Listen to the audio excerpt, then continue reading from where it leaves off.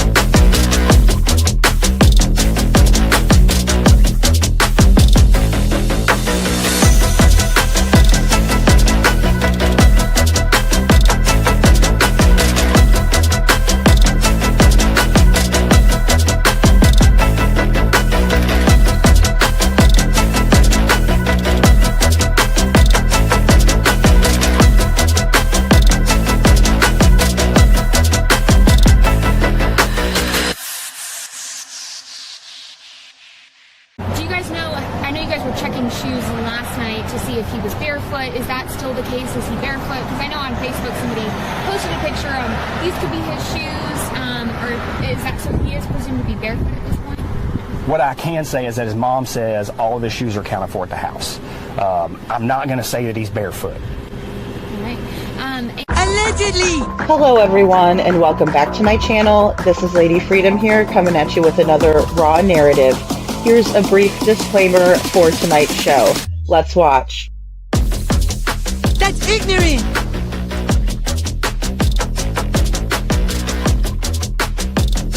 Allegedly, that's ignorant! Ignorant.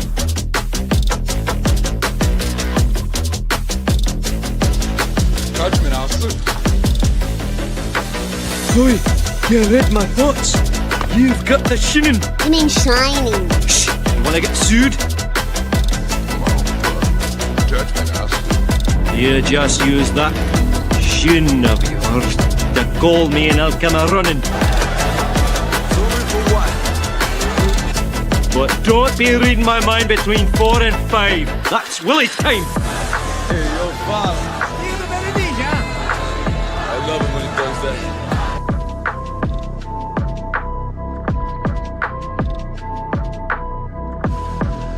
Let's watch.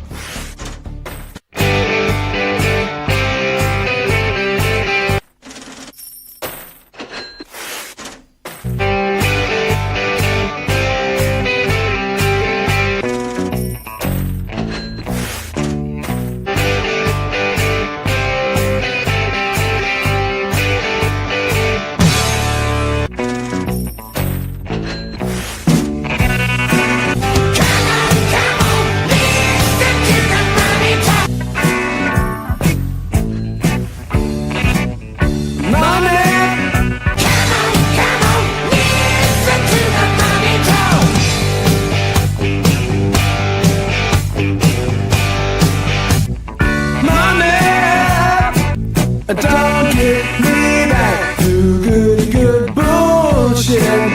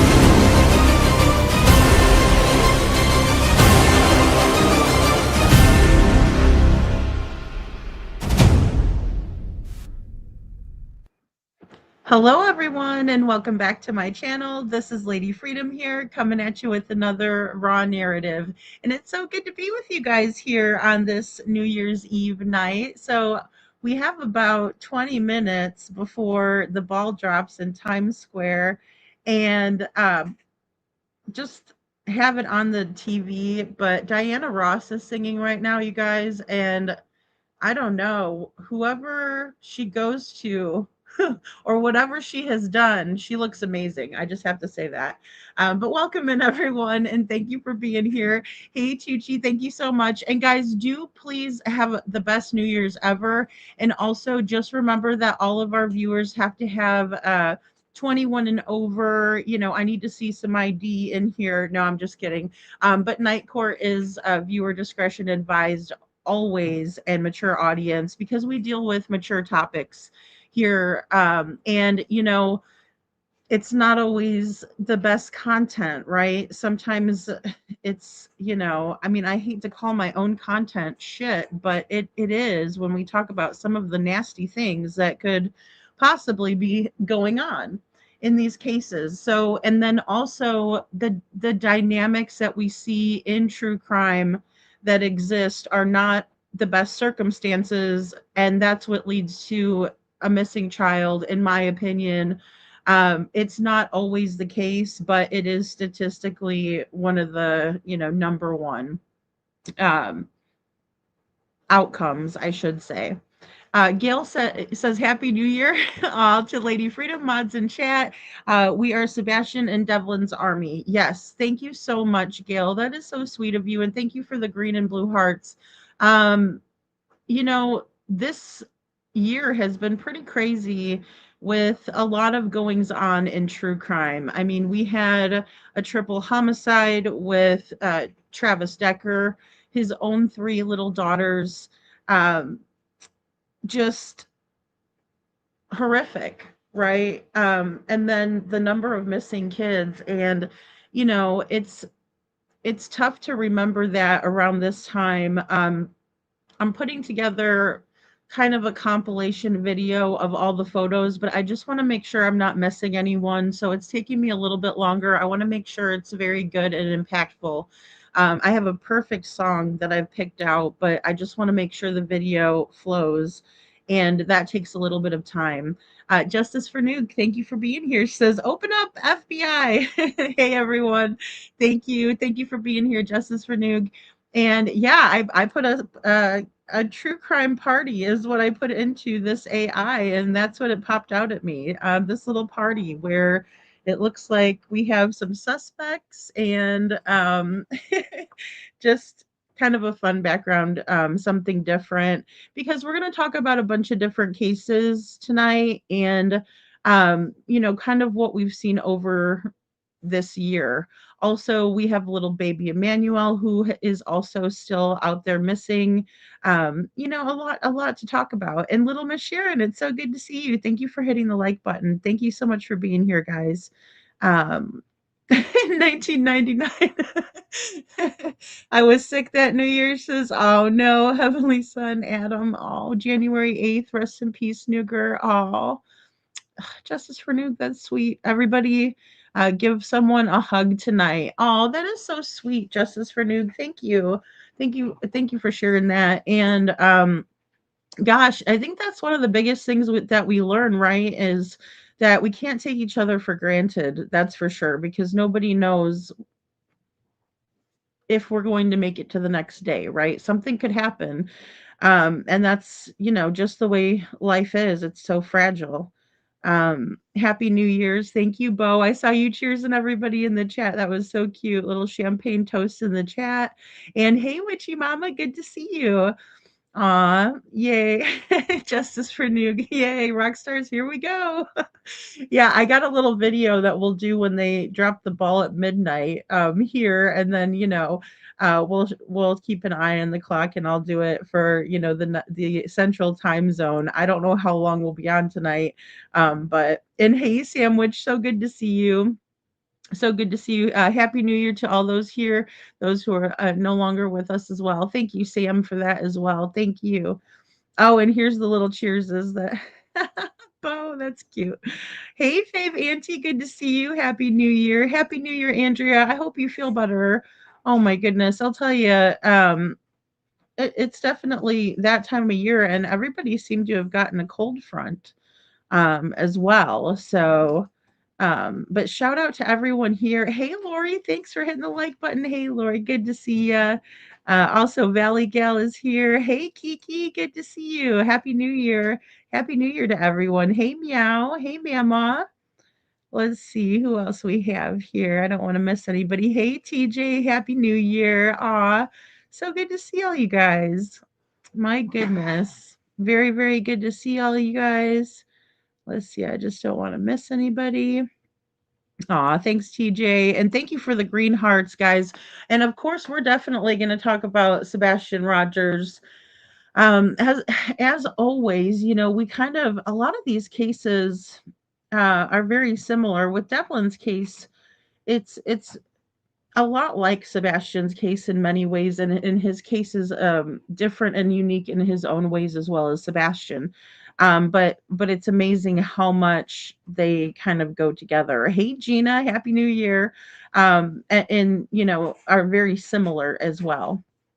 So, ooh, that sounds good. That sounds really, really good.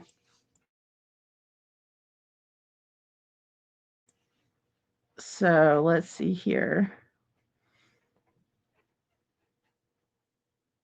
We got Leslie. Hey, Leslie, keeping it real. Good to see you. Hey, Jude. Happy New Year. Hey, Jude. Good to see you. Chi, thank you for the hugs, giving hugs in the chat. Let's see. Sorry, guys. I don't want to miss any of you guys. I'm so glad that you guys are here. Let's see. Thank you.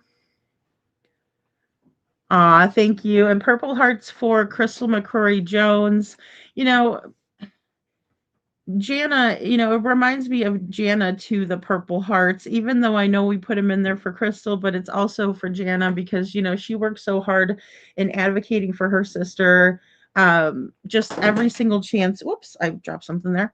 Every single chance that she gets, she is advocating for her sister and just doing the most to bring light to her story because with the level of corruption there, it's very, very tough to bring light to her story.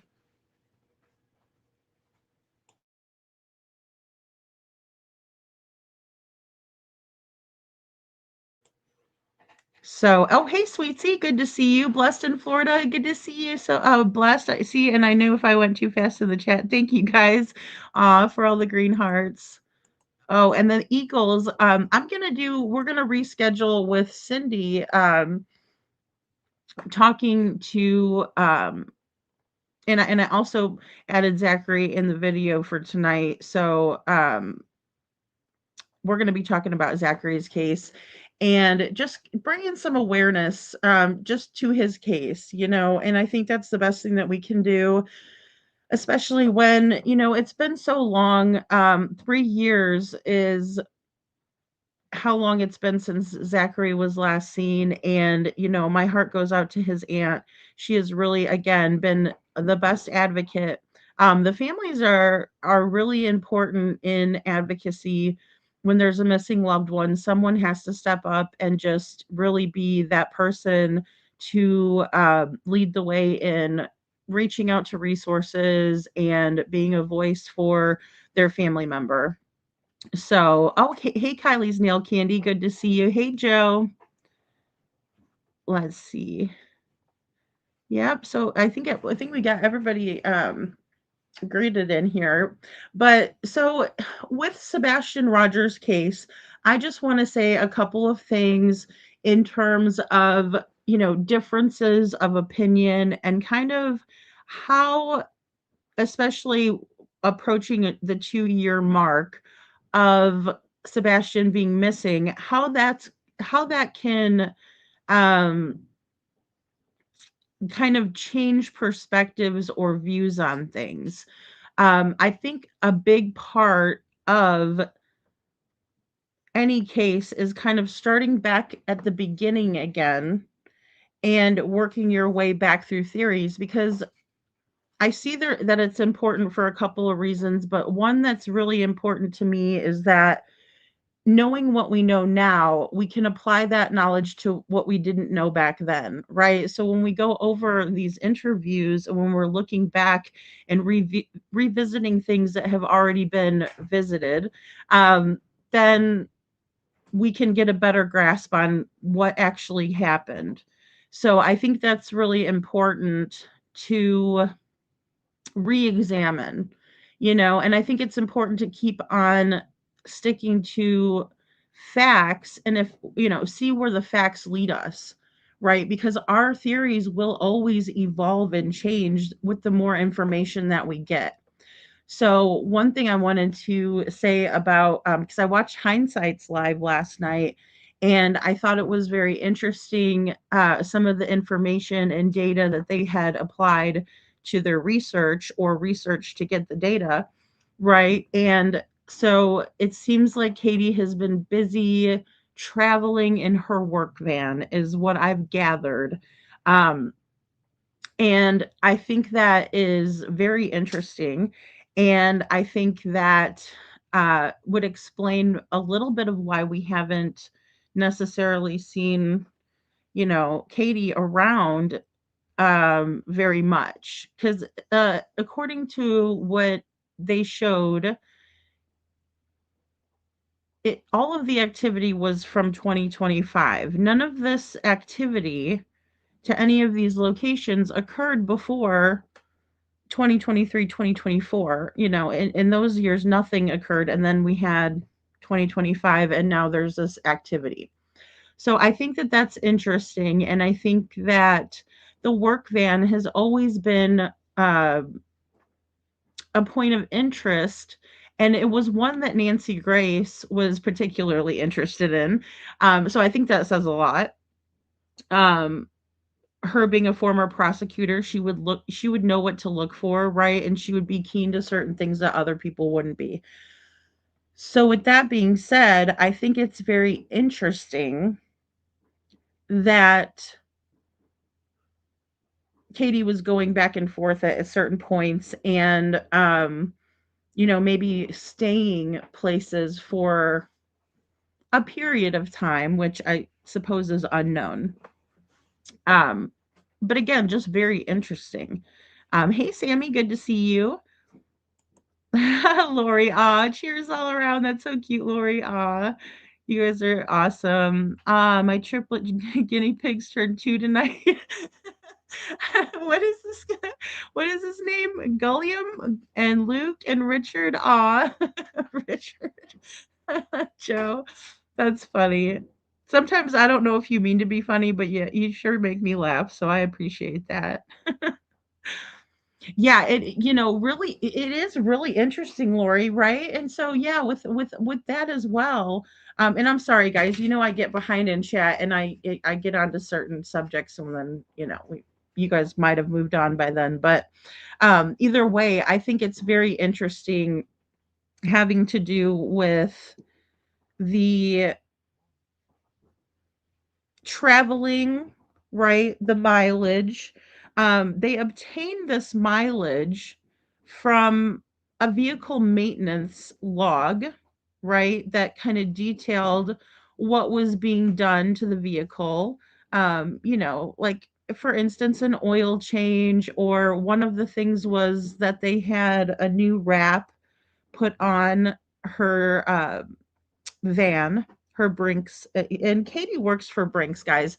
And that reminds me of, I did the 17 mistakes in Sebastian Rogers' case. Well, 18 for me is going to be that, Katie worked for Brinks. I mean, and to say that they didn't have any cameras is it's ludicrous, to make us believe that they didn't have those. And especially when Katie was staying by herself, um, with Sebastian in the house while her husband was, at work. And happy birthday to your guinea pigs too. Leslie, that's sweet. Thank you. You reminded me to say happy birthday. Yes, yes. And I'm sorry, I shouldn't just say hindsight. Voice is the truth. Thanks, Lori. Thank you. Yes. So and BMW Coupe too. And I just love BMW Coupe and hindsight. And also Trent and Mama Marissa. So everybody does such a good job. And that's another thing I just want to say to you guys is everybody does such a good job. It's rare that you're gonna hear me say like, hey, I don't like this person or how they handle things. Now, um, for instance, Cluminati. To me, that's not really doing the true crime. That's not really looking for Sebastian. She kind of gives a platform to Mr. Proudfoot that is, unappealing to him. If if it's my friend, I'm not gonna, give them a platform and make them unappealing, right? I would try to help them with, if they say they were having trouble, understanding what was appropriate and what wasn't, I would help them, understand that instead of allowing for them to have just, a willy-nilly platform where they're making a fool or, getting themselves in deeper than they already are. And I just kind of feel like that's one example of that. But most people that cover Sebastian's case do a good job of it, right? The best that we can do with the information that we have. And there's a lot to be speculated on because we don't have a whole lot of definitive answers as to what happened to Sebastian. For instance, we do not know where he is, right? Even if we figure out how he got out of the home, we still don't know where he is. And some people might say that we have to figure out one before we can figure out the other. And I would say that that's probably a logical way to go about it. A process, if you will, because A happened and then B, and then we can follow the tracks, right, to, ultimately finding him. Give me 1 second, guys. I'm just going to reposition. I don't want you to hear my chair creaking around.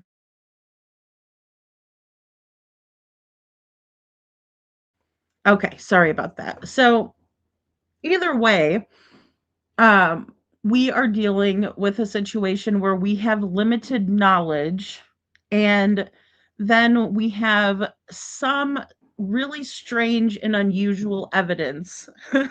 Okay, to say the least.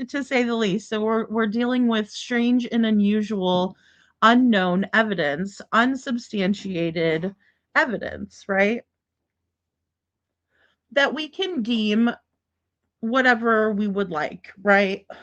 And that's going to happen, I think, in any case. But it's very tough because we don't really have a baseline or a point of reference to go back to. So I think that Sebastian made it home. I do.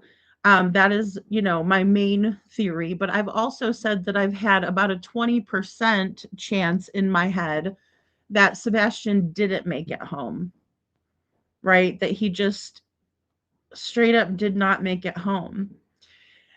And that's where I think a lot of us lie. Either we think that he did make it home or we think that he didn't make it home, right? And that seems really like easy.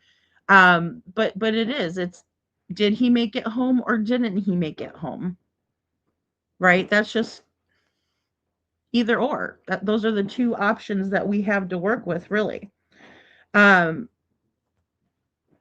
It would be really nice, I think, if they would allow for us to see the trash can video, because I think that would give us at least some determination on whether he actually made it home or not. I can't have it both ways.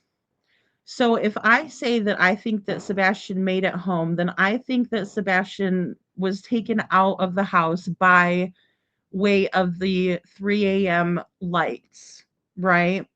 And I can't have it. Like I said, I wish I could, but the larger percentage, that I'm going after would be that that's how he left. That's how he got taken out. Lori, that's what I'm saying. That's what I'm saying about Diana Ross. She looks so good. Right? So, I mean, well, and we can only go off of what we've seen, and we can only go off of like what we've researched as well, and here's the thing. Now, if he didn't make it home, I also want to work that theory out too, but it also brings us to where, oh my gosh, if he didn't make it home and say he was handed off at Stop 30 Road, right, that little area, then that really opens things up a whole heckin', heap of a lot. Oh, thank you, Meow. I think they're going crazy on fireworks all night, and I didn't even realize. Okay, I have something for you guys. Here you go. Here it is.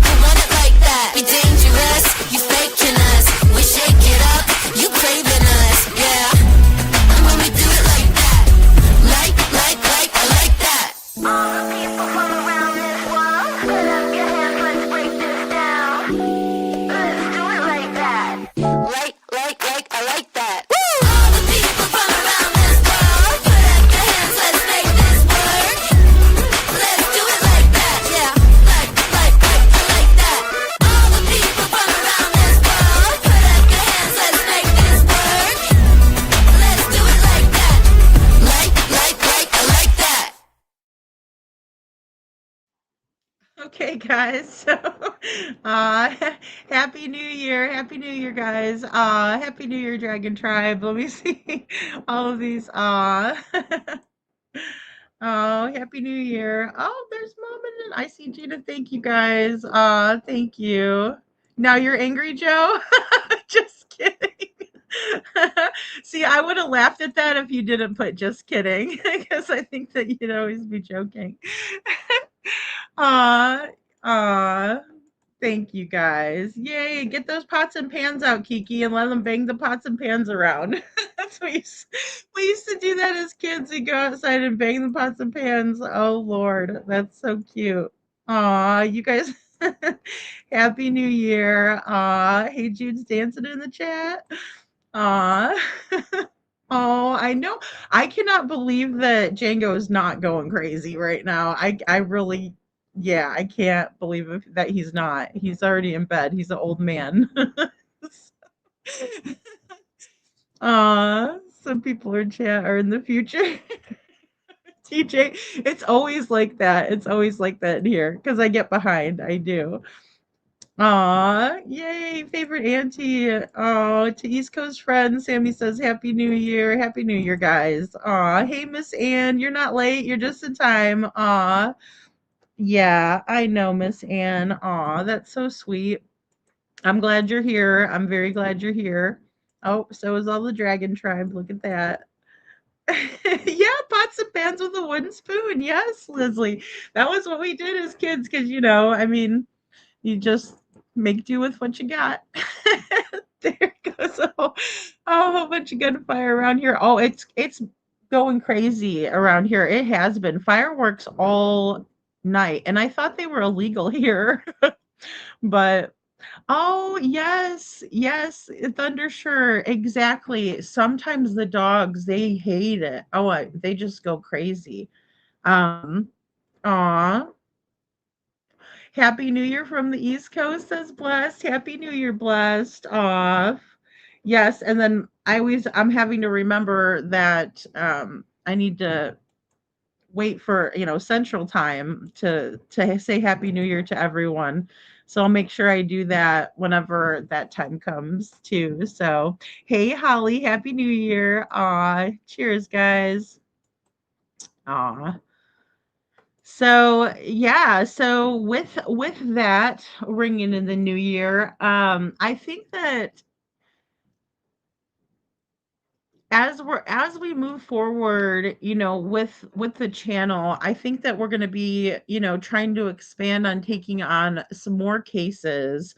But I really like working through the cases that we have been working on because I think that um it just takes a little bit of extra time and energy that people can put into finding missing people. And, I was very glad to see that, so many people have renewed interest in Sebastian Rogers' case. So many people have come together on Devlin Tate's case. So a lot of good things have happened in the last week that have really helped, propel the situation forward instead of letting it get stagnant. Because I think that's the worst thing that can happen, even though cold cases are solved all the time. Aw.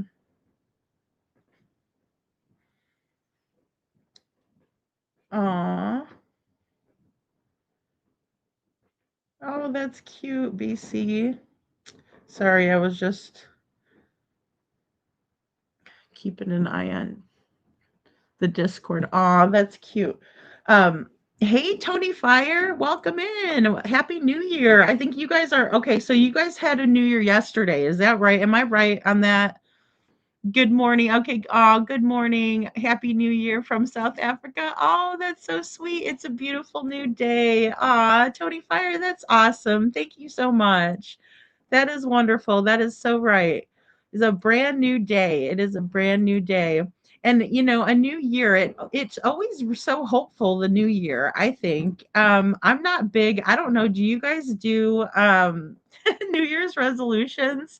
I'm not big on New Year's resolutions, but I'm not opposed to them either.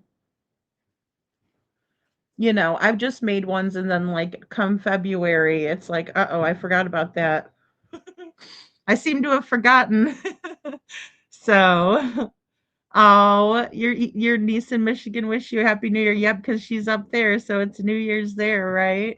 Aw, definitely makes me think of Devlin, and I hope wherever he is that he's having a happy New Year. Guys, I don't know whether or not the police know yet, and I don't think we will find out unless Devlin was the one that erased the post. But the more that we don't hear any word of them finding Devlin, the more that I think that you know it wasn't him that deleted his own posts, if that makes sense. So there you go, Witchy. Oh, that's a good idea. Witchy says, I manifest a resolution monthly on the full moon. Okay, that's great. I think that's a good thing because that means you're always, growing. And, I think that's kind of what the New Year's resolutions are for, is to do something, better for yourself for the next year, that kind of stuff. So, ah. Yes, and happy 2026, guys. I don't do the New Year's resolutions anymore because I can't follow them. I'm like that too, Miss Ann. I'm telling you, they don't last long. They do not last long at all. I do, but they don't usually follow through, or I don't usually follow through on them. That's me. That's me. Yes, there will be salad. Jude. Oh my goodness, you guys crack me up. So, but yeah, there's going to be a lot of good stuff coming to, like I said, with the channel, just coming up into the new year.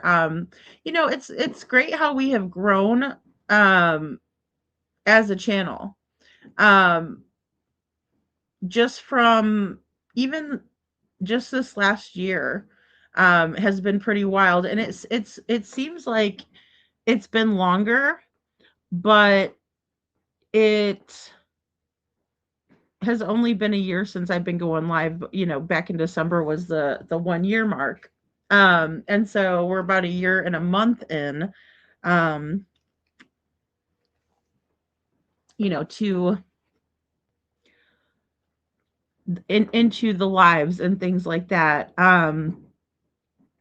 And of course, moving forward, I'd like to have more panel guests and, kind of join panels with, other creators and do a collaboration. So definitely look out for that coming up this new year. So just a lot of fun things in the works. So I also wanted to Witchy says, small changes can make huge life differences, and when it's only for 30 days, it's more doable, and it doesn't have to be huge. Eat more veggies, or go for a walk after dinner, take a 15-minute day to meditate, or take 15 minutes a day to meditate. Oh gosh, I love guided meditation. I think guided meditation is very helpful, like when you have like sleeping issues and things like that. Like if you have trouble sleeping, it's nice to kind of, de-stress with that. If you find something that's, that helps out a lot. And it does for me. And I agree too. I do better with small doses of things like that. Yeah, Miss Anne, I think that that's a good resolution. And I think, well, and even thinking about something that you can do that's doable in the next year, and for me, it is making my channel grow, into taking on more cases and things like that, because Zachary's case, just for instance, is one that I've never heard of before. So, and Captain Jules had recommended that case to me, which, I was really honored and happy that she did that. But there's so many people that we just don't hear a whole lot about. Even little Melody Buzzard, her story was so tragic. And because I was focusing in on, Sebastian's case, as always, of course, but then also taking on Devlin's case and kind of doing deep dives into that, talking with people. Um, it's I think it's good to get factual information, from the horse's mouth, but it does take a little bit longer. And so with that, it's tough to deep dive into every case. It really is. So yeah, ma'am, that I am thorough. I'm trying to be thorough. Well, and I just feel like, especially with Devlin's case, there's just something so close. We're just so close to it, I feel like, and there's just something that we're missing. Um, I think that about Sebastian's case as well. I do. I think that about Sebastian's case. I think that once we can go back and revisit some of these things that were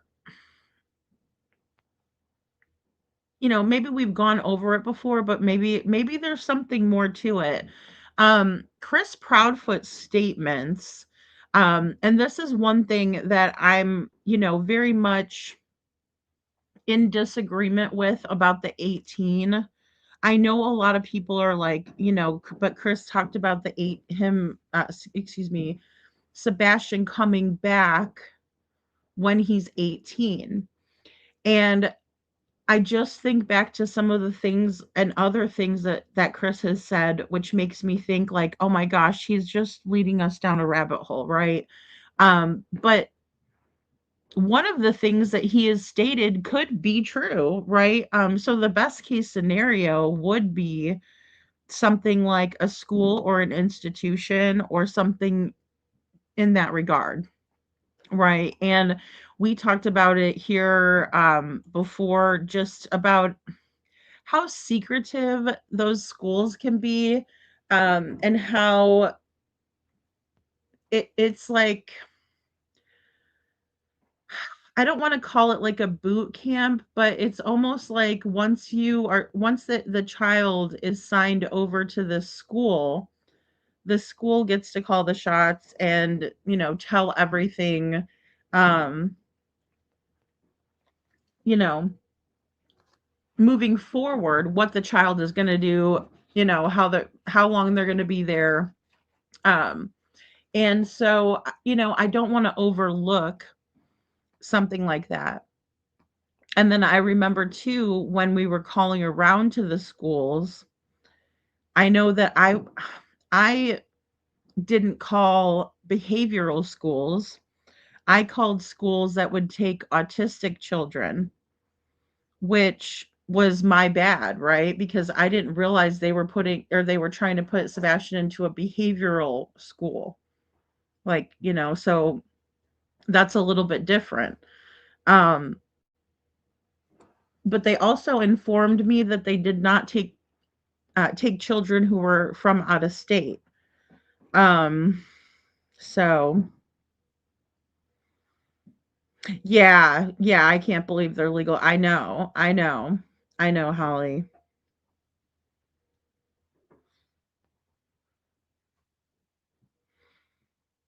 Oh, you guys are having trouble seeing the chat. I don't know why it does that sometimes. MST says then he made another statement that where Sebastian is, he's not coming back. Yeah, well, and that's very true. Thank you, MST. That's a really good example. of like a polar opposite response from Chris, right? Like he's got one response like, oh, when he comes back from when he's 18, you know, you guys are gonna feel salty or whatever. And then he turns around and says that statement. Where he's going, he's not come back. Also, he just vanished, no trace of him. Um, when he said, well, and then Katie said he was in a basement. I will say that that statement sticks out to me because Katie has never, well, I can't even say she's never done it. She did it right away. She said, I can't believe you walked out that door. You know, I can't believe you walked out the door. And then she makes the statement to Heather PI about, well, he could be in a basement. But I also think that she was playing games or kind of using, not maybe necessarily a reverse psychology, but just, you know, kind of trying to divert the conversation. So, which she says, yeah, well, and that's true. I keep hearing CP say it's only a misdemeanor. Yeah, and you know, I just wonder with the FBI involvement if there wouldn't be more of a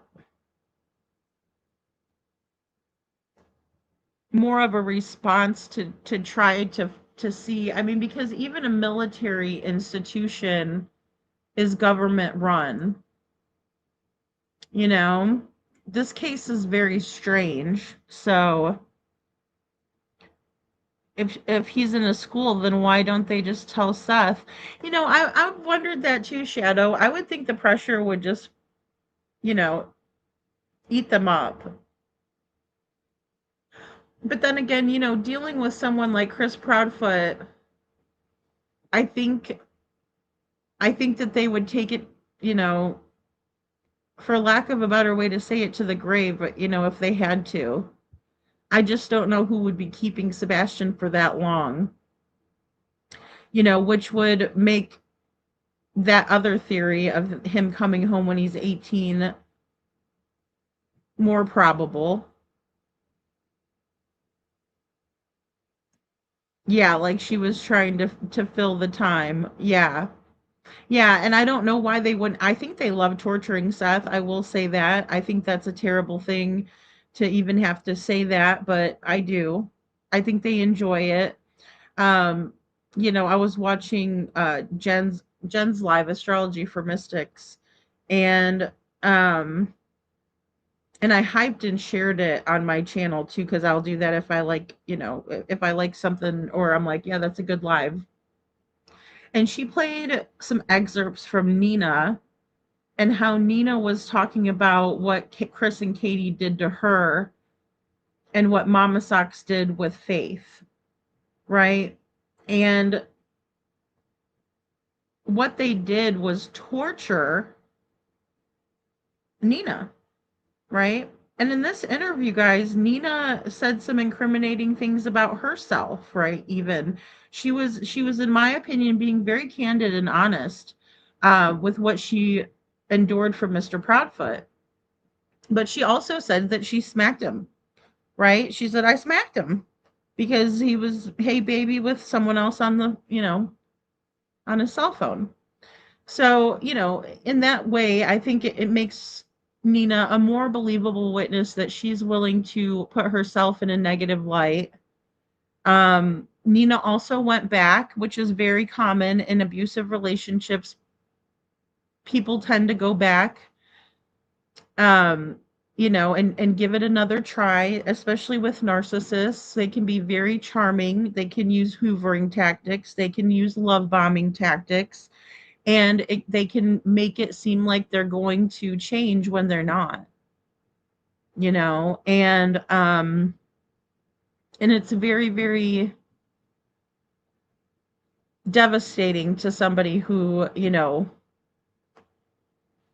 loves that person. Um, so there's that. I mean, it's a big part of it.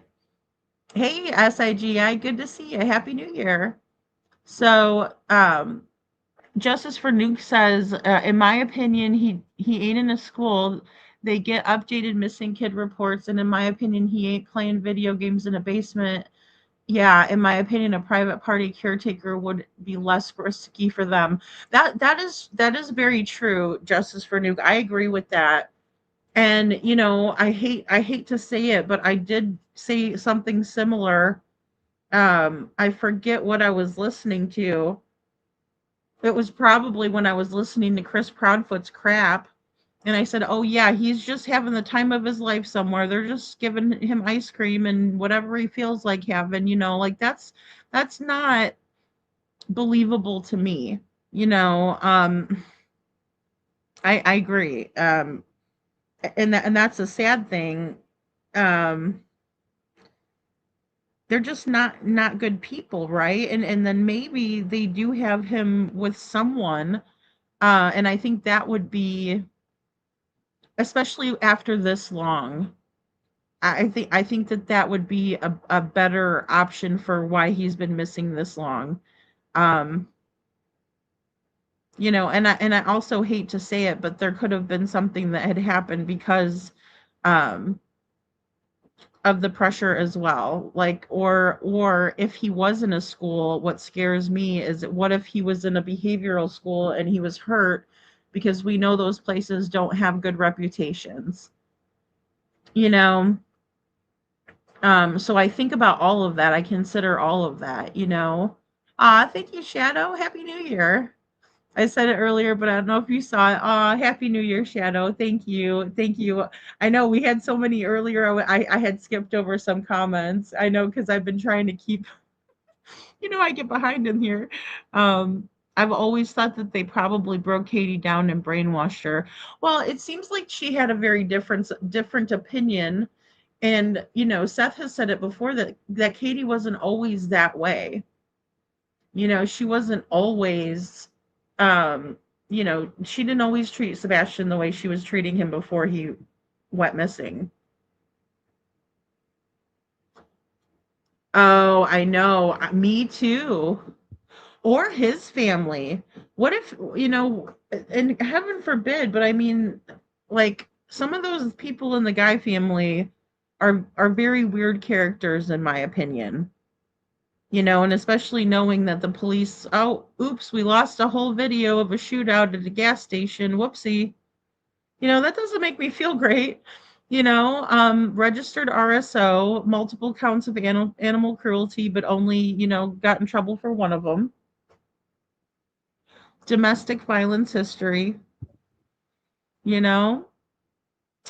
It's like, you couldn't ask for a worse situation with all them thugs in the family, right? Like, just all over the place. We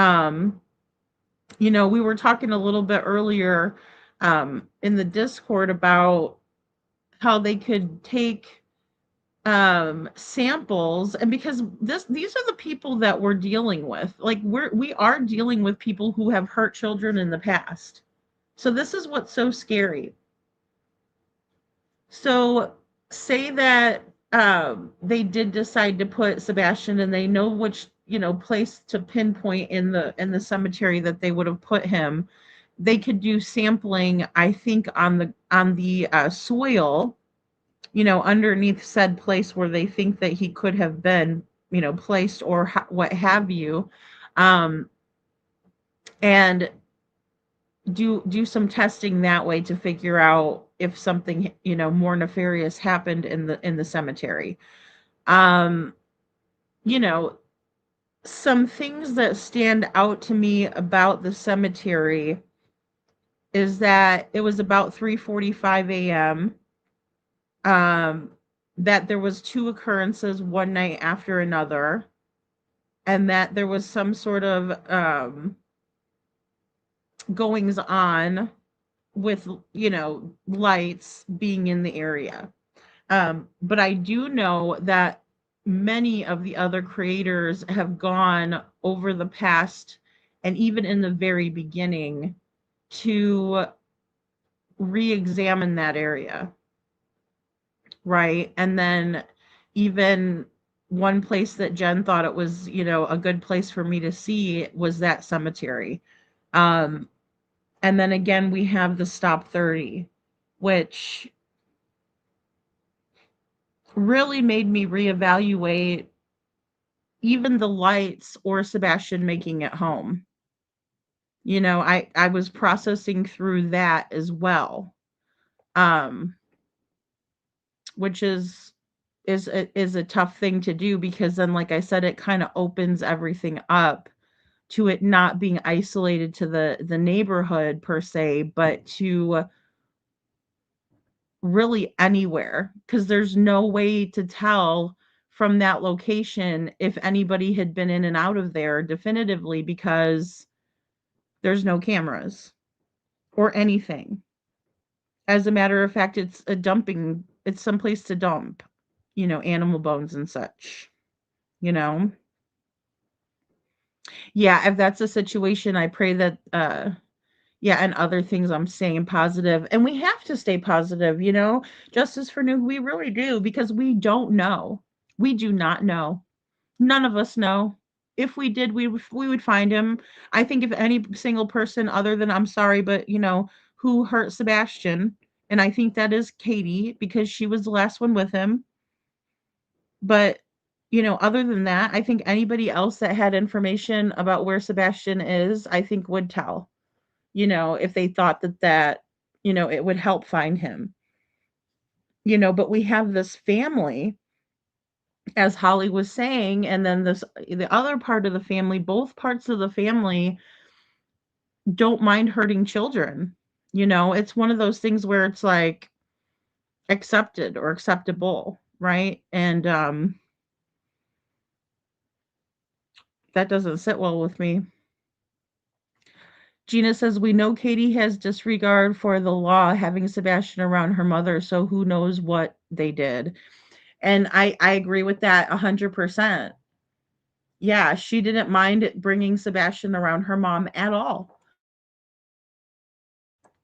Not at all. I mean, not in the slightest. Not in the slightest. Um, well, and that's a good question as well, MST. What doctor would Sebastian be seeing?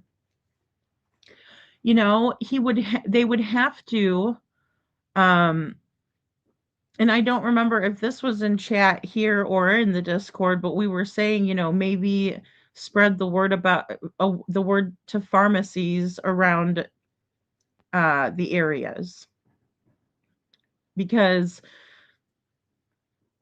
especially maybe in the locations where we think that Katie might have traveled in her work van, I think is what sparked that conversation, if I'm not mistaken. Which I think is valid, right? I think any clues that we can use to get to where we need to be is worth looking at, worth talking about. And guys, I will always talk about topics here, even if people get upset with me. I put myself in a vulnerable position coming up and discussing these topics with you guys, and even more so being honest with what I believe or what I'm thinking, or how I feel. And I understand that with that comes criticism, right? And I'm very thick-skinned. It's not going to hurt my feelings if you guys disagree with me at all. But people also have to keep in mind that I'm always going to be honest, even if I think it's going to upset somebody, because I cannot be true to myself if I'm trying to please everyone else. And that is something that I've had to learn in my life as a people pleaser, as someone who doesn't like to let anybody down or disappoint anyone or upset anyone. I've had to learn to, be true to myself, and be honest. So that guy's so weird, Holly. That guy's so weird. And um I hate to just blame somebody because of what they've done in their past, but it's just so weird to have all of those people around, you know? I worry about her being around Faith, Holly, and I worry about the FaceTiming with Faith. I do. I do. And I'll tell you guys, I pray for Faith all the time. I do. I do. Because it's not got to be easy to be in that house with a father like Chris Proudfoot, but then just knowing that your stepbrother, and one thing that really struck a chord for me too with what Jen said. Jen's like, hey, these are little kids, they love each other, they don't think of it like that, and I only say that because of for information purposes, but other than that, I mean, that was Sebastian's sister, right? And they loved each other. And that breaks my heart, you know, because that's just how kids are. And neither one of them deserves to be, scared out of their or wits, what a tough situation, you know. Probation for 99 years. Oh my gosh. Justice for New says, in my opinion, I don't think he's in that cemetery. It's more like a handoff, in my opinion, too fast for too much to have happened. I think so too, is more that the more that I thought about it. And I think also the handoff theory is something that a lot is pointing to. And so it's just, tough because I can't say that there wasn't some type of a handoff, and especially when Hey Jude was talking about, changing, or excuse me, not changing license plate numbers, but putting the license plate back on the vehicle. They had to have stopped off somewhere close to do that. I would imagine, because I don't know exactly in Hendersonville where the cops hang out. Sometimes where certain officers will park to clock people and stuff like that. I don't know. But I would imagine they wouldn't want to roll by an officer that was sitting on the side of the road like that, clocking or anything like that. But I don't know. And I know that cemetery was searched, very soon after Sebastian went missing. Hey, Poppy Love, good to see you. Thanks, SIGI. Find it that those in-laws are pretty quiet. Sebastian somewhere out in the States. They travel a lot. That was another theory too, Justice for Noog. And I think that it's very safe to say that not every single person that travels over the border gets their entire, rig searched, so say if you have a pull behind camper, I highly doubt, unless they suspect something, that they're going to make you pull over and show them your whole entire camper, unless they have probable cause to do so. So I don't think it's as far-fetched as one would think that Sebastian could have ended up, in Alaska, because I have some even some really close friends of mine that think that too. And I'm just not so sure, but I can't discount it. I just can't discount it. Gina says, Holly, I don't think Kathy would allow that. I'm sure she is well, she has a say. Yeah, and the thing that's saving Faith is Kathy. I think the one person who they're making sure that nothing bad happens to Faith is Kathy. Oddly enough, Miss Cruella herself. Good point, Gina. Hey, live a little sounds like a shit show. Yes, welcome in. It is absolutely been insane the last couple of days. We'll just say that. But bringing in more interest is not necessarily a bad thing. I just hate spending too much time on the wrong things. And so I try to, you know, I try to work these things through. And also people were interested in hearing my perspective on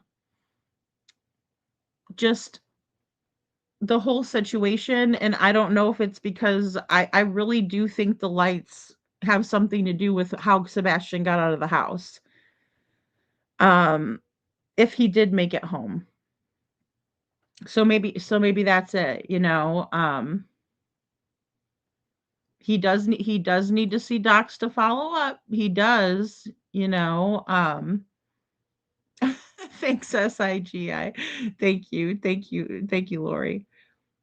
It's hard to think of, well, and it's hard to work the theories out too, because you hate to think that people could actually do such a horrible thing to Sebastian, you know, or any of these kids, you know, with Devlin. It's like, you know, examining family members to see if maybe they had involvement is very tough, because you'd hate to think that their family would do something horrible to them, you know. But it is statistically the most frequent occurrence, right? The most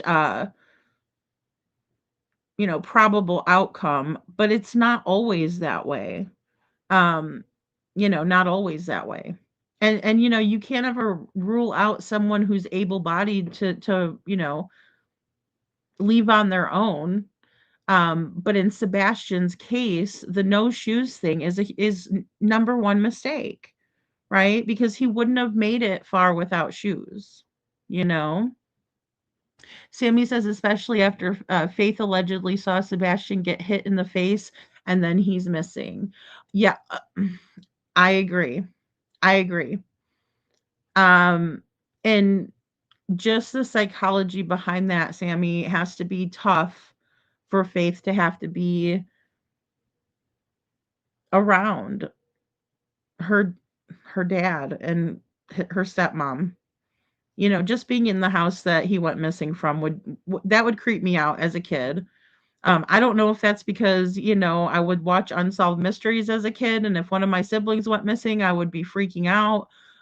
You know, I was a little bit different of a kid, um, but I would imagine that any child her age would be able to kind of figure that out and be like, "That's weird," you know? But I can't speak for her. Um, I just I just pray for that little girl. Um, I wish we could hear what was said at the Texas Roadhouse.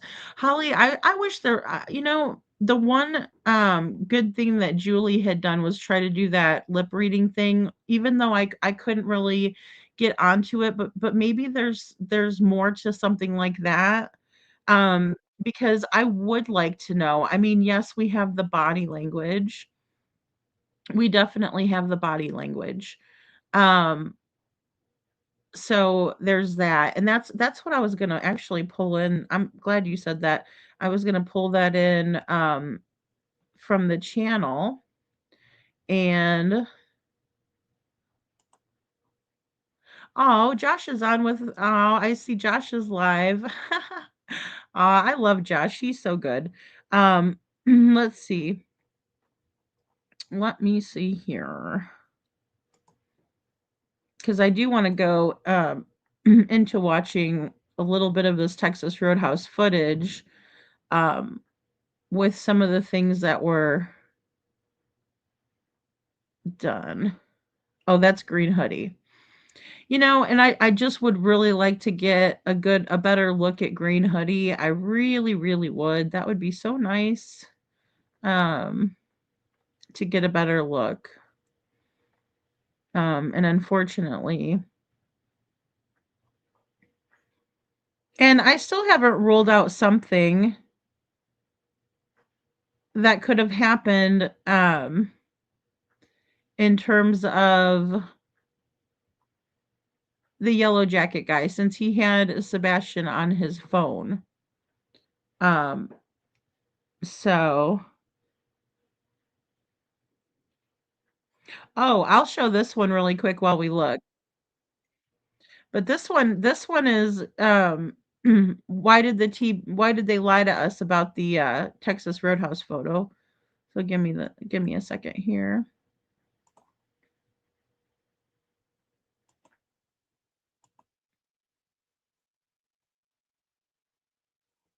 All right. And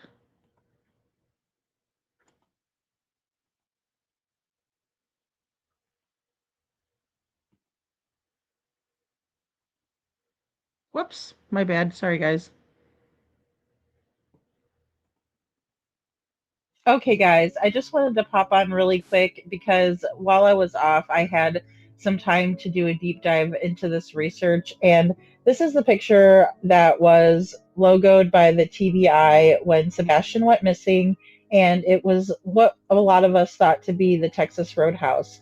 Well, it is the Texas Roadhouse. It's just an older picture from a previous visit to the Texas Roadhouse by obviously Sebastian and Katie. You can see the menu, and it's just a small piece of the menu, but I did look it up online, and this is what I found. So if you can notice here that it's the same type of spots or cow print in the images. And so it was, in fact, from the Texas Roadhouse and not from, as I believe Seth said, from the Red Robin. You can also see here what appears to be macaroni and cheese and salmon, what he was reported to have eaten. And as you can see here, this is the photograph from the Texas Roadhouse on February 25th, 2024. Sebastian is wearing a Grogu t-shirt, and he did have a big bowl of what is presumed by me, in my perception, to be a bowl of pasta, and not the same supper that he had in the previous photos. They have done this the whole time, giving different photos, older photos, and passing them off to be Sebastian. What do you all think? I also want to share with you something that Unnamed True Crime Channel sent me, and you can definitely see the image is more pronounced in this enhancement. It looks like two heads to me. What do you all think? Special thank you to Unnamed True Crime Channel for making this enhancement.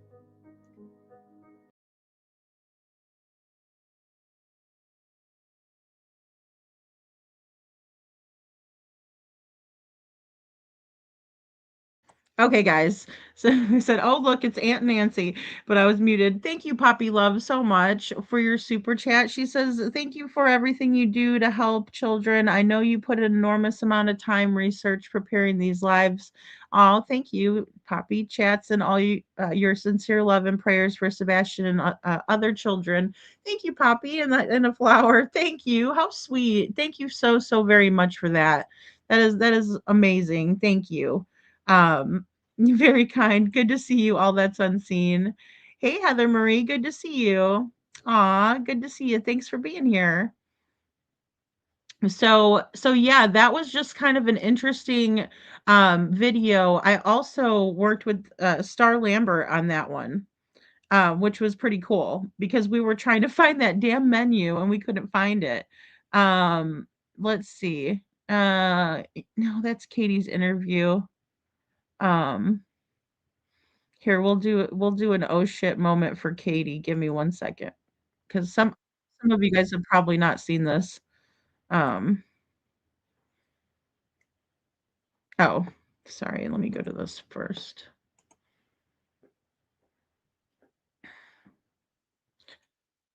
I need to stop this one and share on the other. Sorry about that. Let's see. Now this is Katie after a year. We'll just re-examine this really quick. The last time I saw my son was when he went to bed.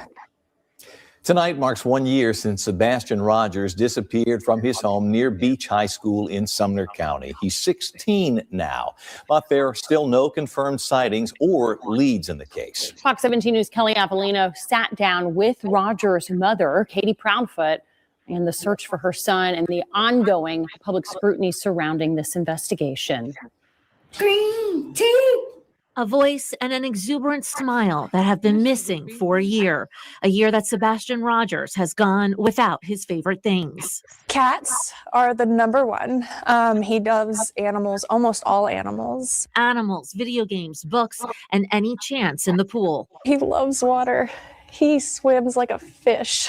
Sebastian also missed his birthday. December 7th.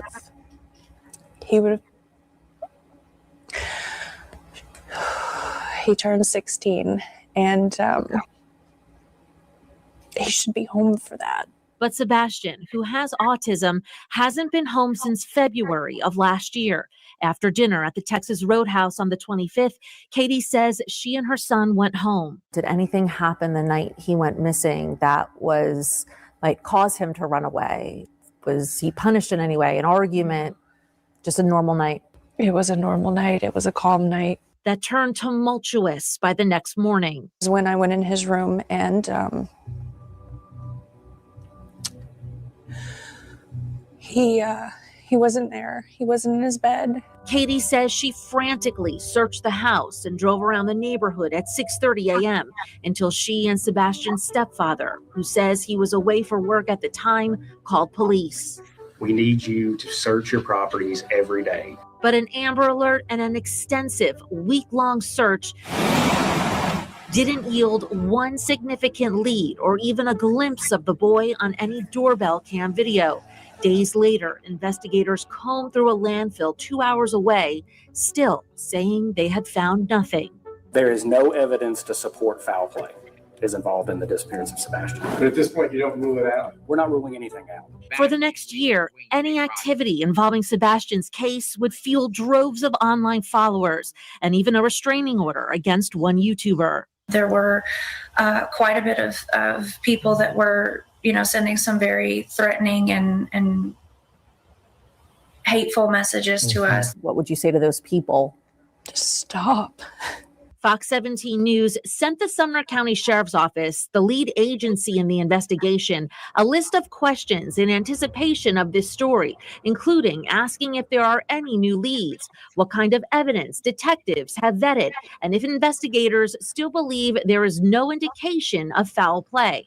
Sheriff Eric Craddock responded in an email saying, "This is an active and ongoing investigation. We continue to work with our state and federal partners. We will continue to seek a resolution in this case." What do you believe happened to Sebastian?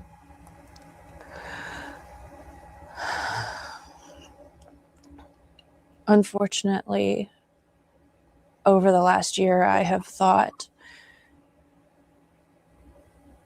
every single day, night, every moment of every possibility of something that could happen to him. Where he could have gone, if he had gone with someone, if someone took him willingly, unwillingly, if he'd run away and got lost, if he'd a million different things. And unfortunately, I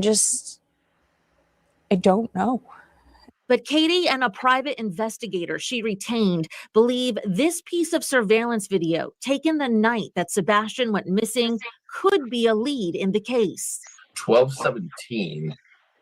A couple 100 yards away, there's a figure. The Sumner County Sheriff said the video has no relevance to the case, but the Proudfoots aren't dismissing it until the identity of the person is confirmed by investigators. Unfortunately, any possible break in Sebastian's case has gone nowhere. No child goes poof. He's somewhere. Sebastian's father, Seth Rogers, has also endured a year without his son. Sebastian, son. Seth brought in a team offering their own reward of $347,000. That's on top of the FBI's $50,000 reward. Stop looking is to give up hope. Hope that's still evident among volunteer searchers. I'm not going to stop. Missing signs and ribbons in Sebastian's favorite color. And God, right now we're seeking you to reveal the truth to us. Katie says detectives searching for that truth left no question unasked. Lie detectors. Yes. For yourself and my husband. Which Katie says they passed. We don't know what investigators say about the test, but Katie says they have searched her home. Thoroughly, many times. Cadavers, searchers. What do police tell you at this point? What do they think? unfortunately, that they have zero evidence. Zero trace of the boy with a smile that's imprinted on countless hearts, especially, Katie says, on her own. I would just like to tell my son that I love him and to know that we are never going to stop searching. So a lost smile can be found. Anyone who believes they may have seen Sebastian Rogers should immediately call 1-800-TBI-FIND or the Sumner County Sheriff's Office. There is a vigil for Sebastian this Saturday, March 1st at 2 p.m. at the Celebration of Life Church in Hendersonville. And we will certainly continue to update you on any information we learn in his case. The new Patriot Power Generator 2200X has 2,200. Okay, sorry guys. I was just clicking through trying to find the one video that I had. Hey Indigo, that I did a comparison on. But that is Katie after a year. You know, she has the oh shit moment. Sebastian would have been, right? I see you guys saying fake in the chat. And you know, it is very disingenuous. You know, it's not genuine. That's the hard thing when we see Katie. It's pretty bad. Let's see here. I don't know why I can't find. I mean, I have the yellow jacket guy on here, and we went over that. Here is one I can show you guys as well. Let me get that off of there and bring this in. And this is kind of the Texas Roadhouse where, you know, Katie and Sebastian are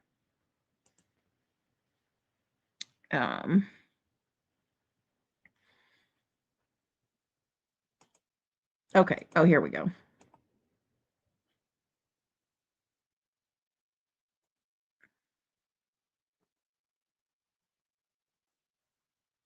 Sorry, guys. I want to make that bigger for you. There we go.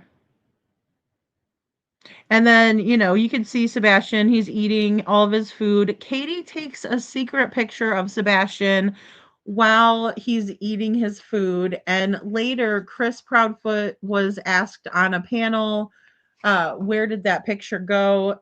And Katie said, or excuse me, Chris said that Katie sent it to him.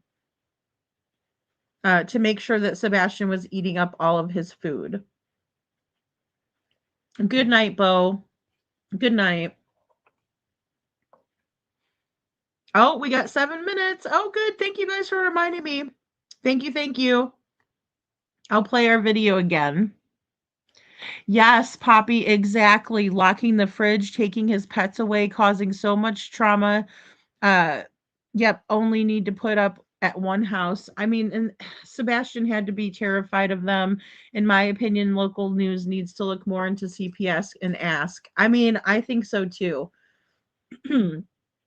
I would think that they could possibly get more information on that and maybe even do some sort of an expose. I know that school in Gallatin was one place that had already been under review, even in New Hampshire, right? Because a whole bunch of people, some people sent their kids to that particular place, and they were abused. I know Shadow Fish Sticks, he can't help himself. He's peddling that footage, you know? So, yeah, Katie's not searched, in my opinion. I wonder what Katie has to say about what Hindsight and BMW Coupe put out, Voices of Truth, last night. You know? Aw, thank you, SIGI, of course. Yeah, most definitely, guys. So in this video, I got a couple of things wrong because Katie's, when you look at Katie's outfit in a different light, and even if I'm looking at it now, I can tell that it's more of a navy blue, but their shoes are the same in this as well. So thank you, Hey Jude. Aw, Faith Auntie says, I love Sebastian. Isn't he so sweet? Like, just the way that he acted with the server, you know, he smiles at her. Just a sweetheart. Just a sweetheart. I mean, and, you know, I think that Sebastian needs to know how much he is loved, because he is. He very, very much is. But see, here's Katie, and she's messing around on her phone, right? And she's taking taking pictures, right? And then she's sending some messages out. Also, notice Katie's iWatch. Of course, that was something that was a big topic of conversation for a long time even. Aw, thank you, Cinderella. The Texas Roadhouse video hurts my heart. I know. It does mine too. Hey, Jude.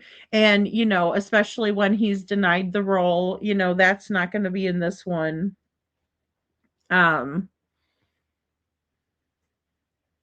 But you can just tell that they're very dismissive. Well, I should say Katie is very dismissive of Sebastian. Yes, exactly. Exactly, Gina. Oh my gosh. Chris removed all of his underwear out of the house. Don't forget mental torture. Oh my gosh. And I mean, and especially for a young man, and he did perfectly fine. That's another thing, Gina. I'm glad you said that, because he went to the bathroom just fine by himself, got up, you know, and everything. Just very well-mannered, sweet kid. I mean, I just don't see any reason for any type of behavioral or any the underwear being taken, any of that stuff is just completely uncalled for. Completely uncalled for. And again, we have Katie here. She's kind of taking a snapshot of Sebastian while he's eating. Here it goes. Boom. Here she takes it. And then she's sending it. So thank you, Hey Jude. Thank you. We'll do the ball drop. Hold on, let me go ahead and pause this on Katie and her secret picture taking ways. I know, made him wear the pull-ups and stuff, you know. Hi, Eva Lee. I think Suspicion is South Georgia, in my opinion. Well, is that one of the places? I want to say that's one of the places that Hindsight mentioned yesterday. Or maybe it was BMW Coupe. I know, and you always want to have an extra one of those rolls because they're so good, Witchy Mama, you know. And when you're out to eat, it's okay. All right, guys, here we go. Here's our next countdown here. So here we go.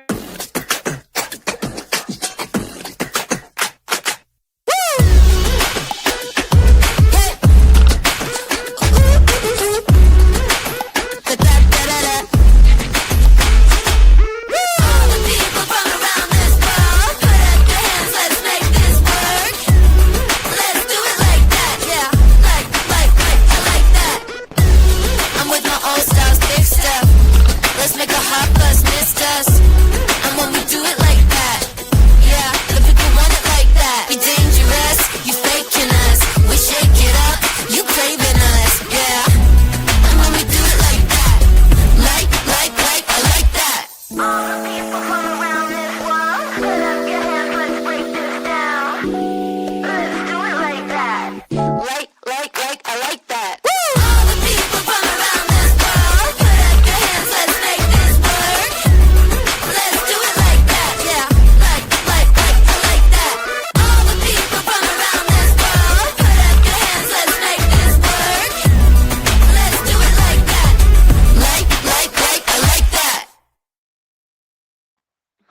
guys. All right. So that was our little New Year's. It kind of reminded me a little bit of like a Gwen Stefani throwback. Aw, Happy New Year's, guys. Happy New Year. Happy New Year.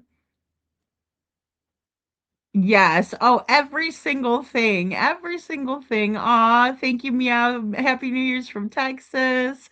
Thank you, Lori. Happy 2026. Aw, thank you. Oh, Happy New Year, guys. Oh, Happy New Year Central Time. Thanks, Chuchi. Aw.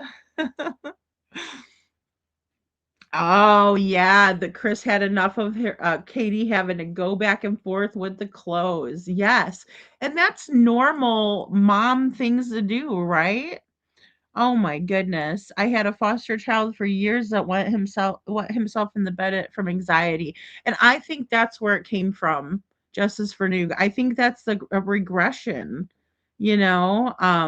therapy and medication, and it ended. See, just a little bit of extra help and understanding. Thank you. And hey, Jude, Happy New Year. Thank you. Thank you so much for your super sticker. That's so sweet of you. And Happy New Year from Indiana, says Jenny. Happy New Year. Happy New Year, SIGI. Happy New Year, Cinderella. Thank you guys for being here. Mind blown for and a boom for 2026. Happy New Year, guys. Why can't it be told what the CPS report said now that Seth has seen them? Why not let the truth be known, what Sebastian was going through? That is a great question. And I've wondered that too. I just know that CPS records are so heavily guarded because they don't want the accountability. They just don't. They just don't. Um, sorry, just texted my daughter back really quick. I hope they have a blast out and they're safe. So have fun and be safe. Thanks, guys. Oh, Happy New Year, everyone from Quebec City, Canada. Oh, how cool. Thank you for being here from Canada. That is amazing. Hey, Brenda Calvary, Happy New Year.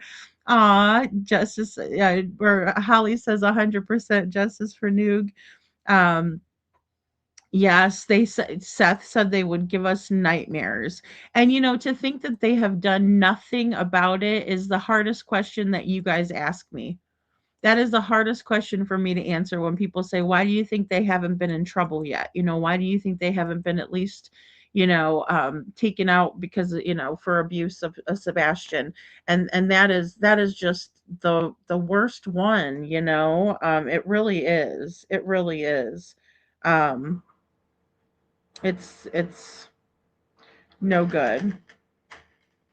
Oh, Momming It Up says Happy New Year. We got to say Happy New Year to Momming It Up. Yeah, I hope you guys all have the best New Year. I hope we started out great and, just more awareness. I think that's a good goal to have, sharing more flyers out, just having more fun in the new year. Also, just on this channel too, trivia would be a really fun thing to do. I think we did the murder mystery night, which was fun. So I'd like to do more things like that. So, oh, really? I've seen her in South Rail.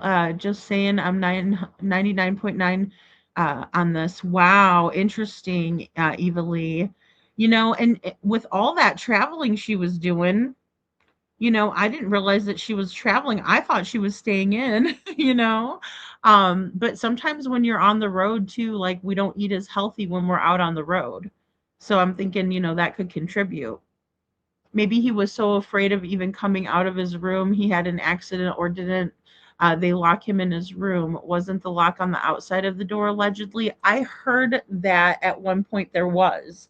And also like cameras on where he was, the refrigerators and stuff, like where Mr. Chris could talk two ways, at him. Wow, Eva Lee, that's interesting. Well, and the thing is that you can't, like, it's not like you can report Katie for being out, someplace. So that's tough. That would be a tough thing if, I saw her out. Um, wow. Happy New Year to our sweet Maman. I know, right? We love Maman. Did you get the things I sent on Facebook? No, Miss Ann, I haven't had a chance to go on Facebook. I have not. I spent a bunch of time over there, and then I turned around and haven't been on there in a little bit, and that happens all the time. That's why some of the people that I was talking to on there, I was like, hey, here's my phone number, so that way you can get a hold of me if I'm not on here. Money is why, Brenda Calvert says, if they didn't have the money and influence, their butts would be in jail, in my opinion. I agree with that, Brenda. I think any of us would have been. I think we would have been all in trouble. I think in the beginning they should have taken everybody in, even Seth, God love him. I'm not trying to say that I think he has anything to do with it, but I would have hoped that they would have, went ahead and just at least questioned him on what could have happened. A normal town, you would have heard warrants were served today at the home of Sebastian Rogers and crickets. I know. And you would think that at least there would be some activity over in the area again, like maybe a renewed search effort or something. It's strange that the searches haven't kept up steadily. And I think that's one thing that probably bothers Seth without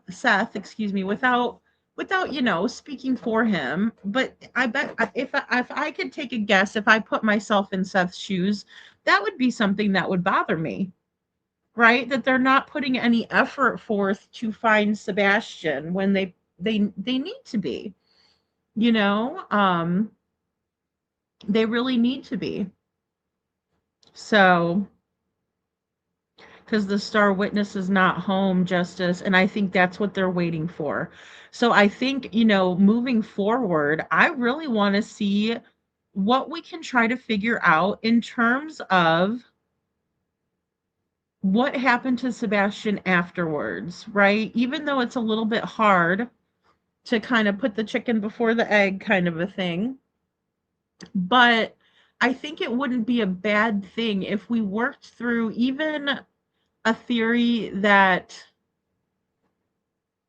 might fit, if we, because even so, like, say the silver car, because that's what I was thinking about. Okay, so either way, I don't want to debate whether I think the lights are real or not. Some people do, some people don't. But then what happened to Sebastian next, But I also think it would be neat to kind of work a theory from Stop 30 and see if perhaps a handoff occurred, what we could figure out in terms of a route that would be the easiest and most undetectable route. But to the best of my knowledge, it wasn't dark yet, or it was just starting to get dark around the time that Katie and Sebastian were making their way back to the Proudfoot residence that night. Oh gosh, always, right? Always. And, have a safe place or a designated driver. That's the biggest thing. Didn't CP get them sealed so they couldn't be used against him, allegedly? I heard that he sealed the CPS reports or was trying to get them sealed. He told Nancy Grace that. Yeah, he sure did. And he said, about my the CPS in, Albuquerque. So, Evilly, I don't think I will be on terribly, terribly late tonight. I didn't get to finish up my video, so I wanted to finish that up for you guys. And then tomorrow, I was just going to take a day off to kind of regroup everything for, the next, coming week kind of a thing. Because again, I want to reschedule with Cindy and let her come up and talk about her nephew Zachary on the panel. So I think that would be a good thing to do this coming week. I would have spilled the tea, my guts out of guilt. Cinderella, me too. You know, I would just feel so bad, even if I didn't have anything to do with it, and you know, my child went missing under my watch. I would be guilty. I would feel bad. And I wouldn't have a reason to feel bad, but I would still feel bad, if that makes sense. You know? I think Sebastian is alive too. I think that's a very high possibility, in my opinion, Eva. You know, again, I'm kind of thinking that even if he was taken from the neighborhood with the lights, he could be alive. And even if he was taken by way of a handoff in the cemetery, he could still be alive. Or if he was at Stop 30 and there was a handoff and didn't even make it home, he could still be alive. Right? Or if there was another undisclosed location that we're not thinking of, or maybe a spot that only they know, and he could be alive. You know, I will never give up hope.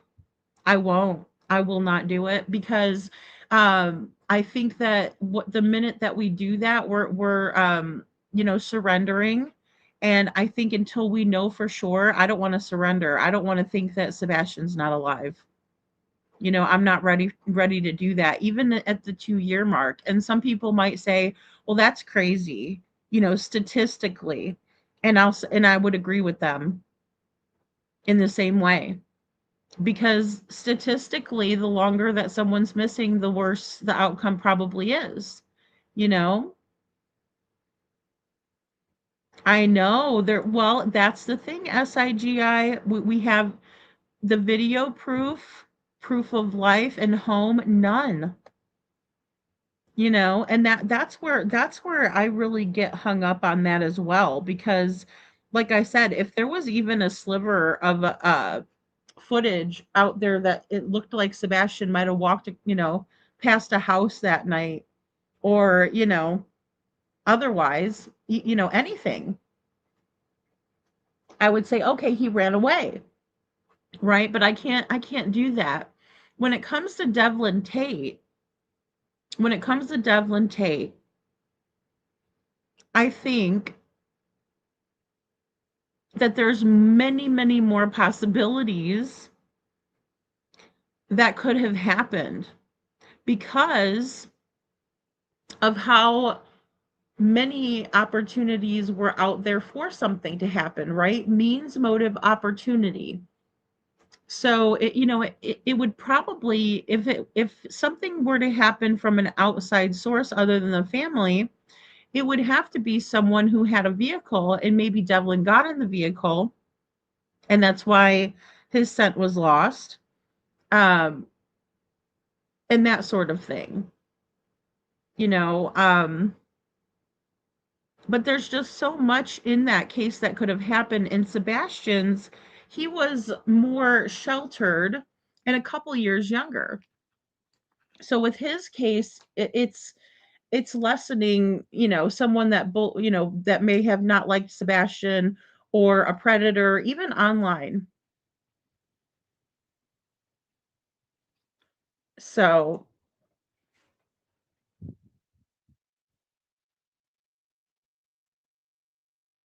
I think Seth is afraid of CP and his goons, in my opinion.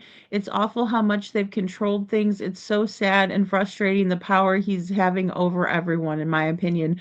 You know, I think that is the most frustrating thing, Poppy Love, is that, you know, just the fact that they've gotten away with this for so long. You know, and that should just never be. They should have definitely been taken in for questioning in order to rule out every single possibility. And also with the crime scene, it should have never been able, you know, people shouldn't have been trampling all over, you know? So Lori says 100% Poppy, you know. Hey, Jackie T, good to see you. Same here. I would be riddled with guilt and responsibility. Yeah, you would feel like responsible in that way. Even if you didn't do anything, you know, like just there would be a lot of should've, would've, could've's, in my opinion, you know. He seems to get so much shit sealed. Yeah, really. And you know, that's another thing too. The loss of evidence. Happy New Year, Laverna. Thanks for being here. So that's very, you know, interesting as well. I won't give up until they find out one way or another with proof. Yes, I think we need to also, I think, put more pressure on the situation. And I think that's why it's so important to have everybody going out there to support the cause of putting pressure on law enforcement to do something.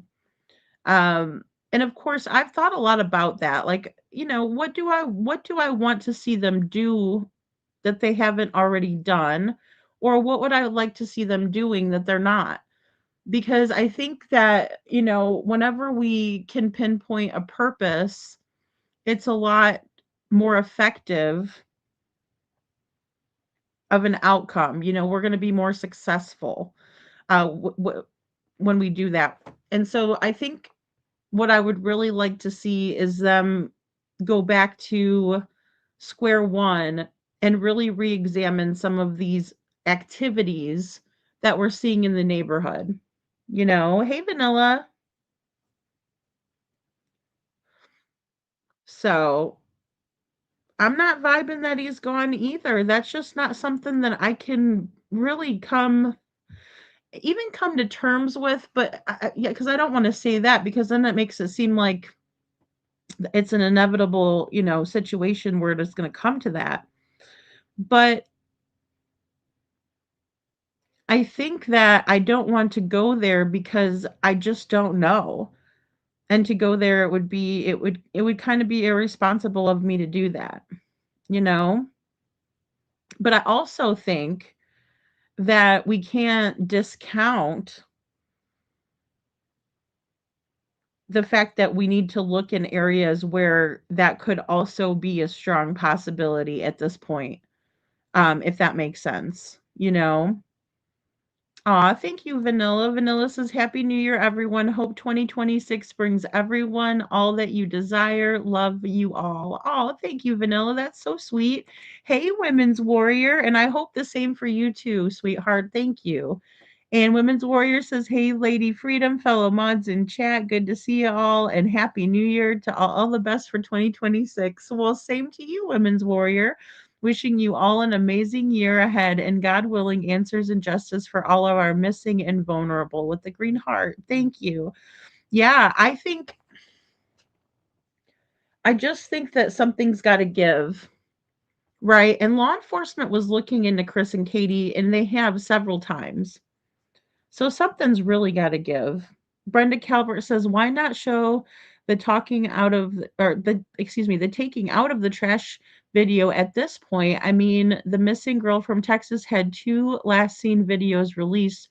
There has to be a reason they won't release that, in my opinion. You know, Brenda, I agree with you. And it makes me wonder if it wasn't really Sebastian. And that's one, you know, theory that comes to mind if I'm thinking about the why. Why haven't they released it? You know, because we're in that situation in Devlin's case as well. Why won't they release the footage from Carl's? You know, is there a person of interest that was following Devlin, right? So in Sebastian's case, I also think about, you know, if it is Sebastian, why would they have a problem showing it? Because it's not like he is in a public place, right? He's taking his trash out in the neighborhood. So it just, especially with the track record at Sumner County and them telling us that the lights were trash truck, which even if the flashlights were something different than Katie taking, Sebastian out, maybe even if he didn't make it home, I think it's important to recognize that that's one of the ways that he could have been taken out if he did make it home. And that's one of the only activity that we see in the neighborhood, because otherwise we would see him leave. I would really like to know how many cameras were jammed up that night too. Seth is always looking over his shoulder, and he's always looking for his son. He wants those leads to be followed up on. I know that because that's how any parent would feel. They would want those leads followed up on. You have a lead for my missing son. I want everybody to know who my son is. And that's one thing that Seth has tried to do, is let everybody know who Sebastian is and show his picture. I don't know why she would have been down there. I'm not sure, let me see if I could. I'll just Google really quick. Do Brinks employees, here, I'll say, do Brinks installation techs travel?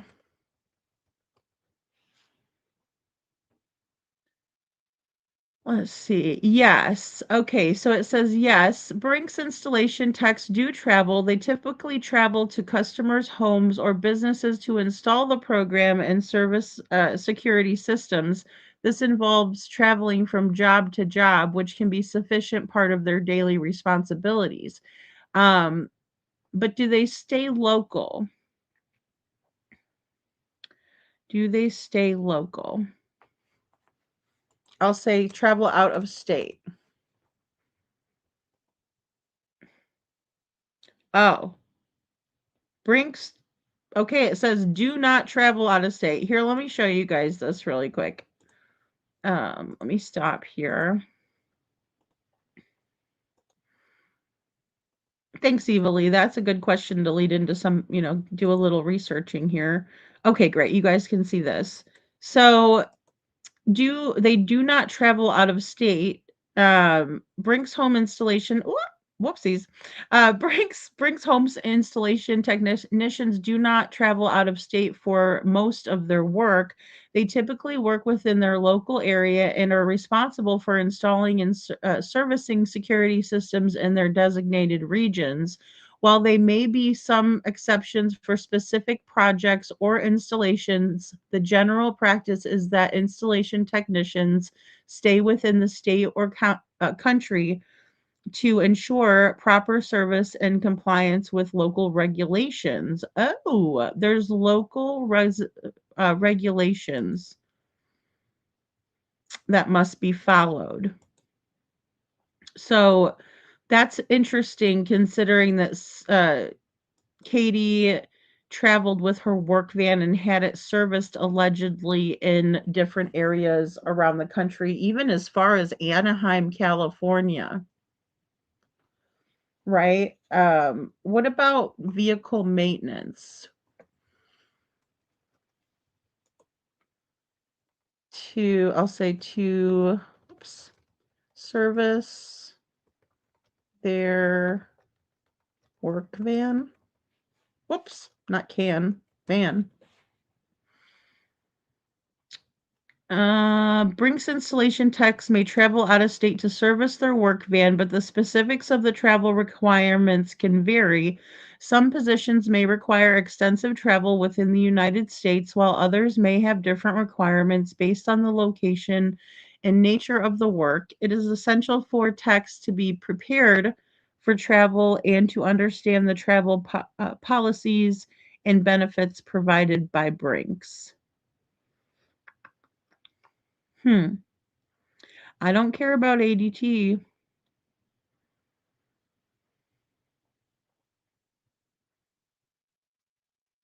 So that's a little different just because it says that they could possibly.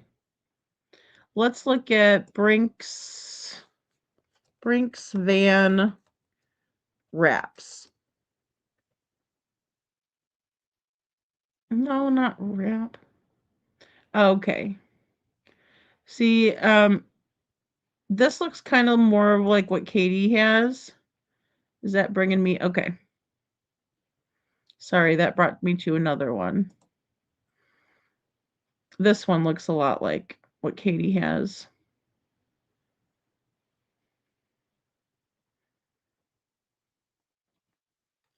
Are they installed? I don't know if that would be install.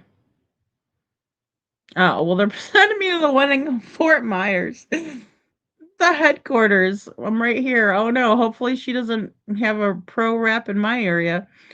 Just like in the recent Camilla case, she walked off and there was a video of it. Yes. Okay. Thank you, Sandwich. Exactly. Happy New Year. No, none, zero video of Sebastian, quote unquote, leaving.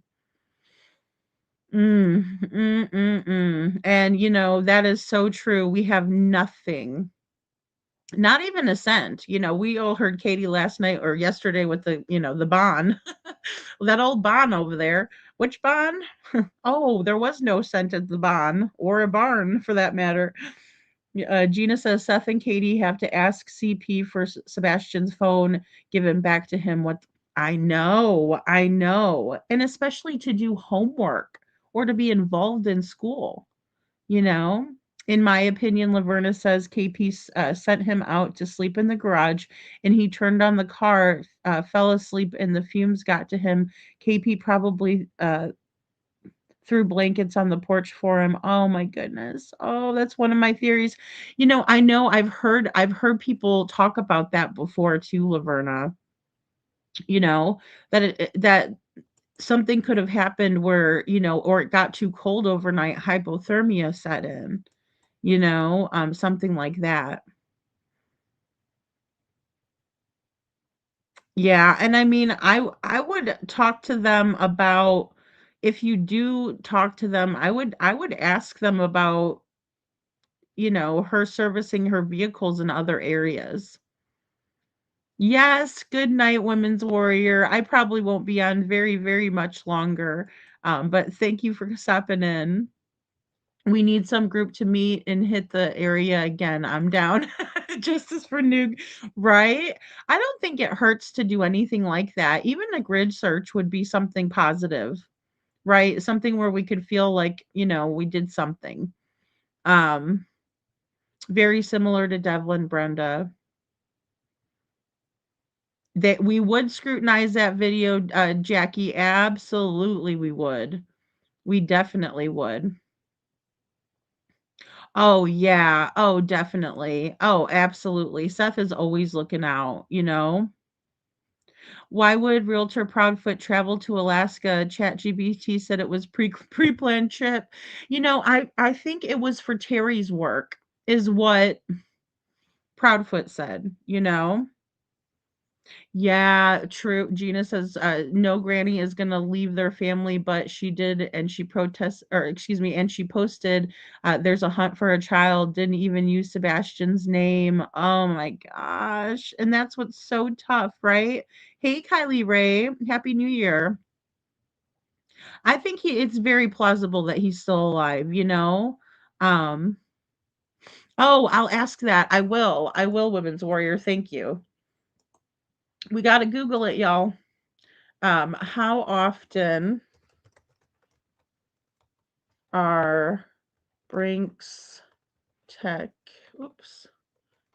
vans serviced? Oh, there we go.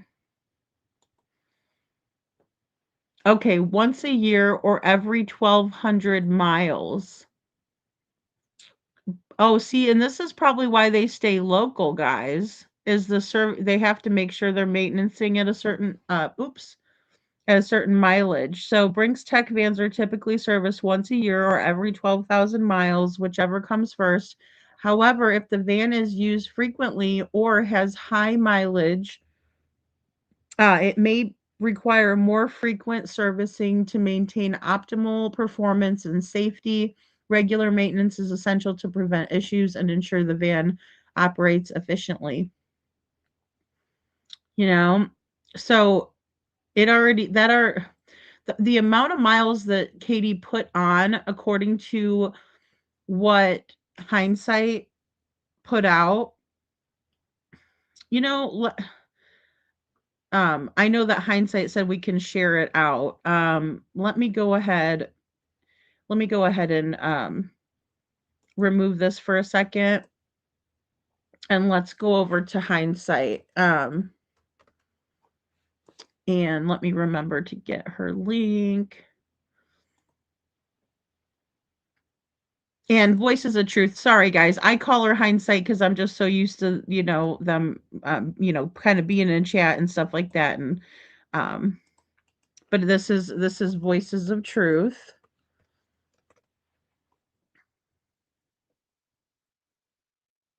That's a good question too, Gina. If she's got maybe like a guy that, or maybe she's just trying to get away from Crispy.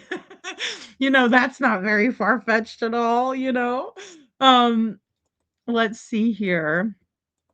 And this is the one from last night. I'm going to bring us right to that certain spot where they're talking about that. So just give me a minute here.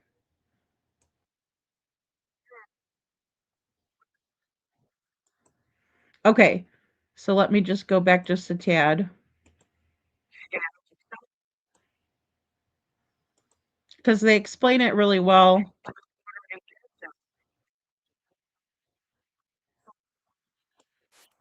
Okay, so they're obtaining information from some government offices.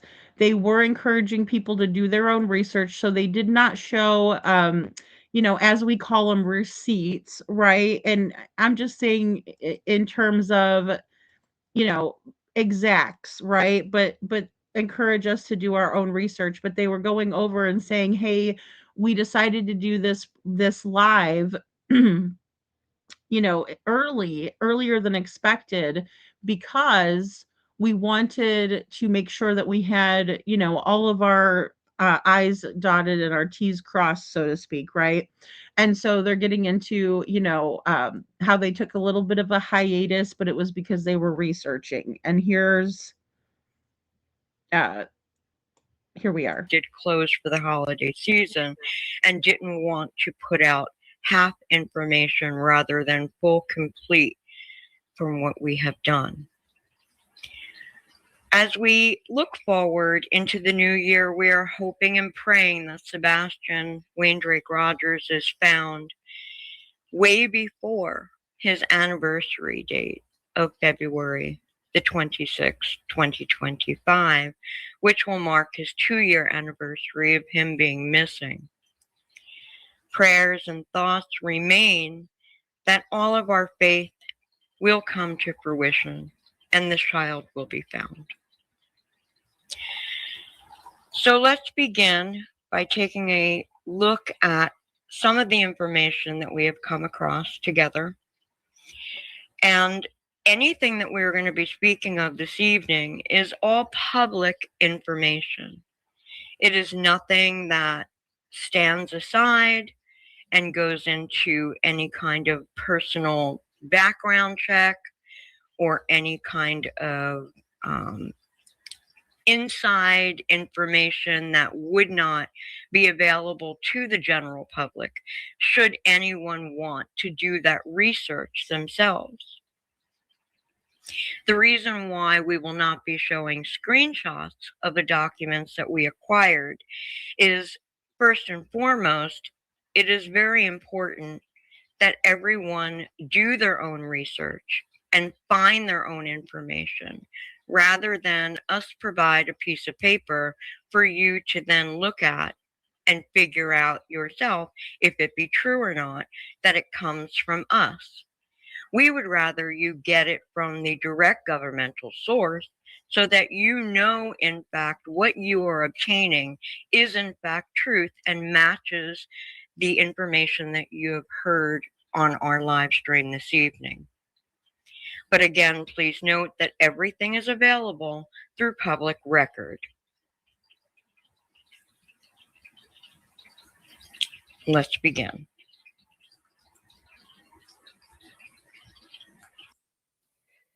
Public records capture snapshots from a specific event, so short-term addresses can pop up isolatedly. While background check databases are slower, more selective compilations focused on verified financial ties. If a recent short-term address isn't showing on a background report, it's usually not an error. It's just how the systems work. If you've recently moved or had a short-term address, it's common for it to show up in an isolated public sources, but not in a full background check report. Filtering for reliability, aggregators prioritize longer-term confirmed associations to ensure accuracy. Required under laws like the FCRA, brief or unverified addresses are often excluded or not retained as current. Short stays rarely generate records. Temporary addresses, sublets staying with family friends, short rentals without formal credit ties often produce no lasting data in these databases.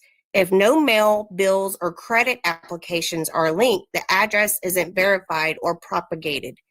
For example, if you temporarily register to vote at a new address or update your DMV records during a short stay, that address appears immediately in those specific public databases. These are decentralized and tied to particular actions so brief residences can leave a trace in one or more isolated sources. It's a common occurrence, and it's rooted in how data sources differ between isolated public records and the aggregated databases. And in review. Okay, guys, so I just want to pop in here. So basically, there's addresses that come up, right? When we do like a public record search on someone or even ourselves, our old addresses become aggregated. We can see those, right? So, you know, Lady Freedom lived in this area from this time to this time, right? Something like that. But say I got mail at a, you know, say I was new to town, which this has happened before. And I was living, you know, say with my mother-in-law, right? And so I started getting mail there. And then I moved into my own apartment, right? It was just kind of a short stay. That might populate, but it might even fall under a different database, right? Not one of the main databases. But say while I was at my mother-in-law's house using that address, I wanted to register to vote so I could be a part of the election experience, right? Then it would, you know, obviously because I'm registering my address, right? Or if I was to go to the DMV and get my new driver's license for that new state, and then I was going to turn around and, you know, get my own apartment. My old ID would probably from the DMV have that old address on it. So those are the ones that you can see that are more solid.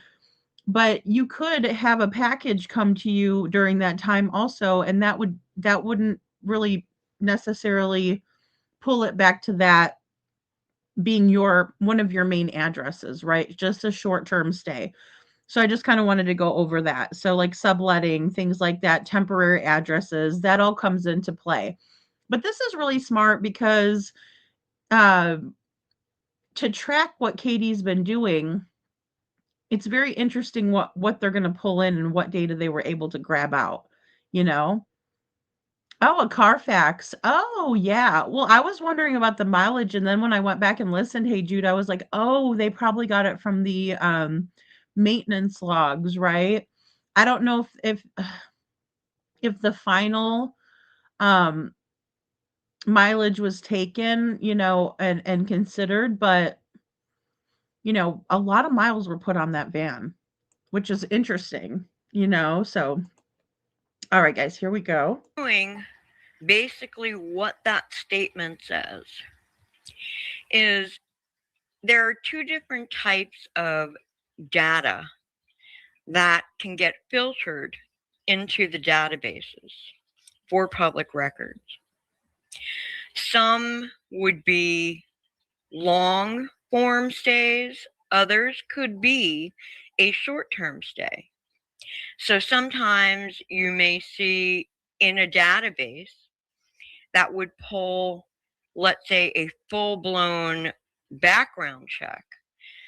You would not see if someone had a temporary address that they did not do a postal change on, but yet they were using that address for a short-term stay, like maybe they were staying at an Airbnb for 3 months and they weren't forwarding their mail there. However, they did get an Amazon delivery there. While the full-blown criminal background check or regular background check on a person would not show that address on their record because there was no postal change. It would populate onto a shorter term database, not used by a FCRA, which is the Fair Credit Act, where they pull the credit reports from. It may not show on that database that you were at that Airbnb and you got an Amazon delivery delivered there, but yet it would populate into another database that would be able to grab that you were there for, say, 3 months from February, March, and April of any given year, and it would show up there. So this is basically saying that there could be other temporary addresses that will not show on a formal credit report, but yet will show on a populated report for just isolated addresses.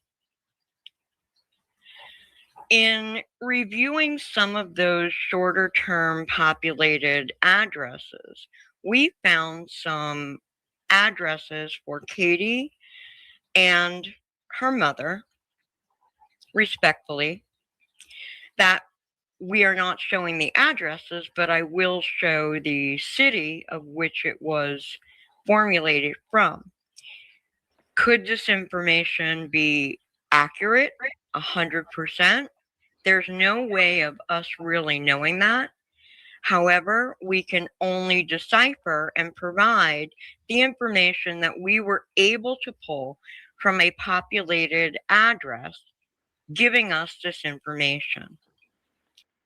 Okay, guys. So again, it's much like when we just do a public record search on anyone, right? So it aggregates these addresses and then pulls them up for us. So notice just all of this activity is from 2025, January to July, January to August, right? And as you can see here, there's some overlap because, right, it's not like Katie was living in El Cajon and then also in Baxter Springs, right? Because Kansas is far off from California.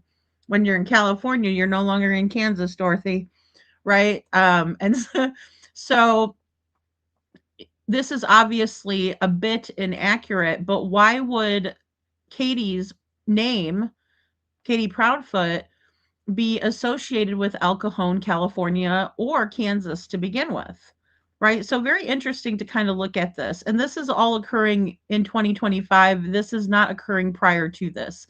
And they're going to kind of hit that home, but I also wanted to kind of preface that too.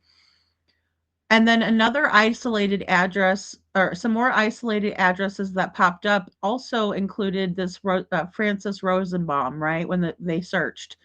So May to November in Moreland, Georgia, right? And our friend in chat was talking about Georgia. Also, March to December of 25, Chesapeake, Virginia, right? And we know that Francis is in and around the Virginia area in that state. You know, I don't know.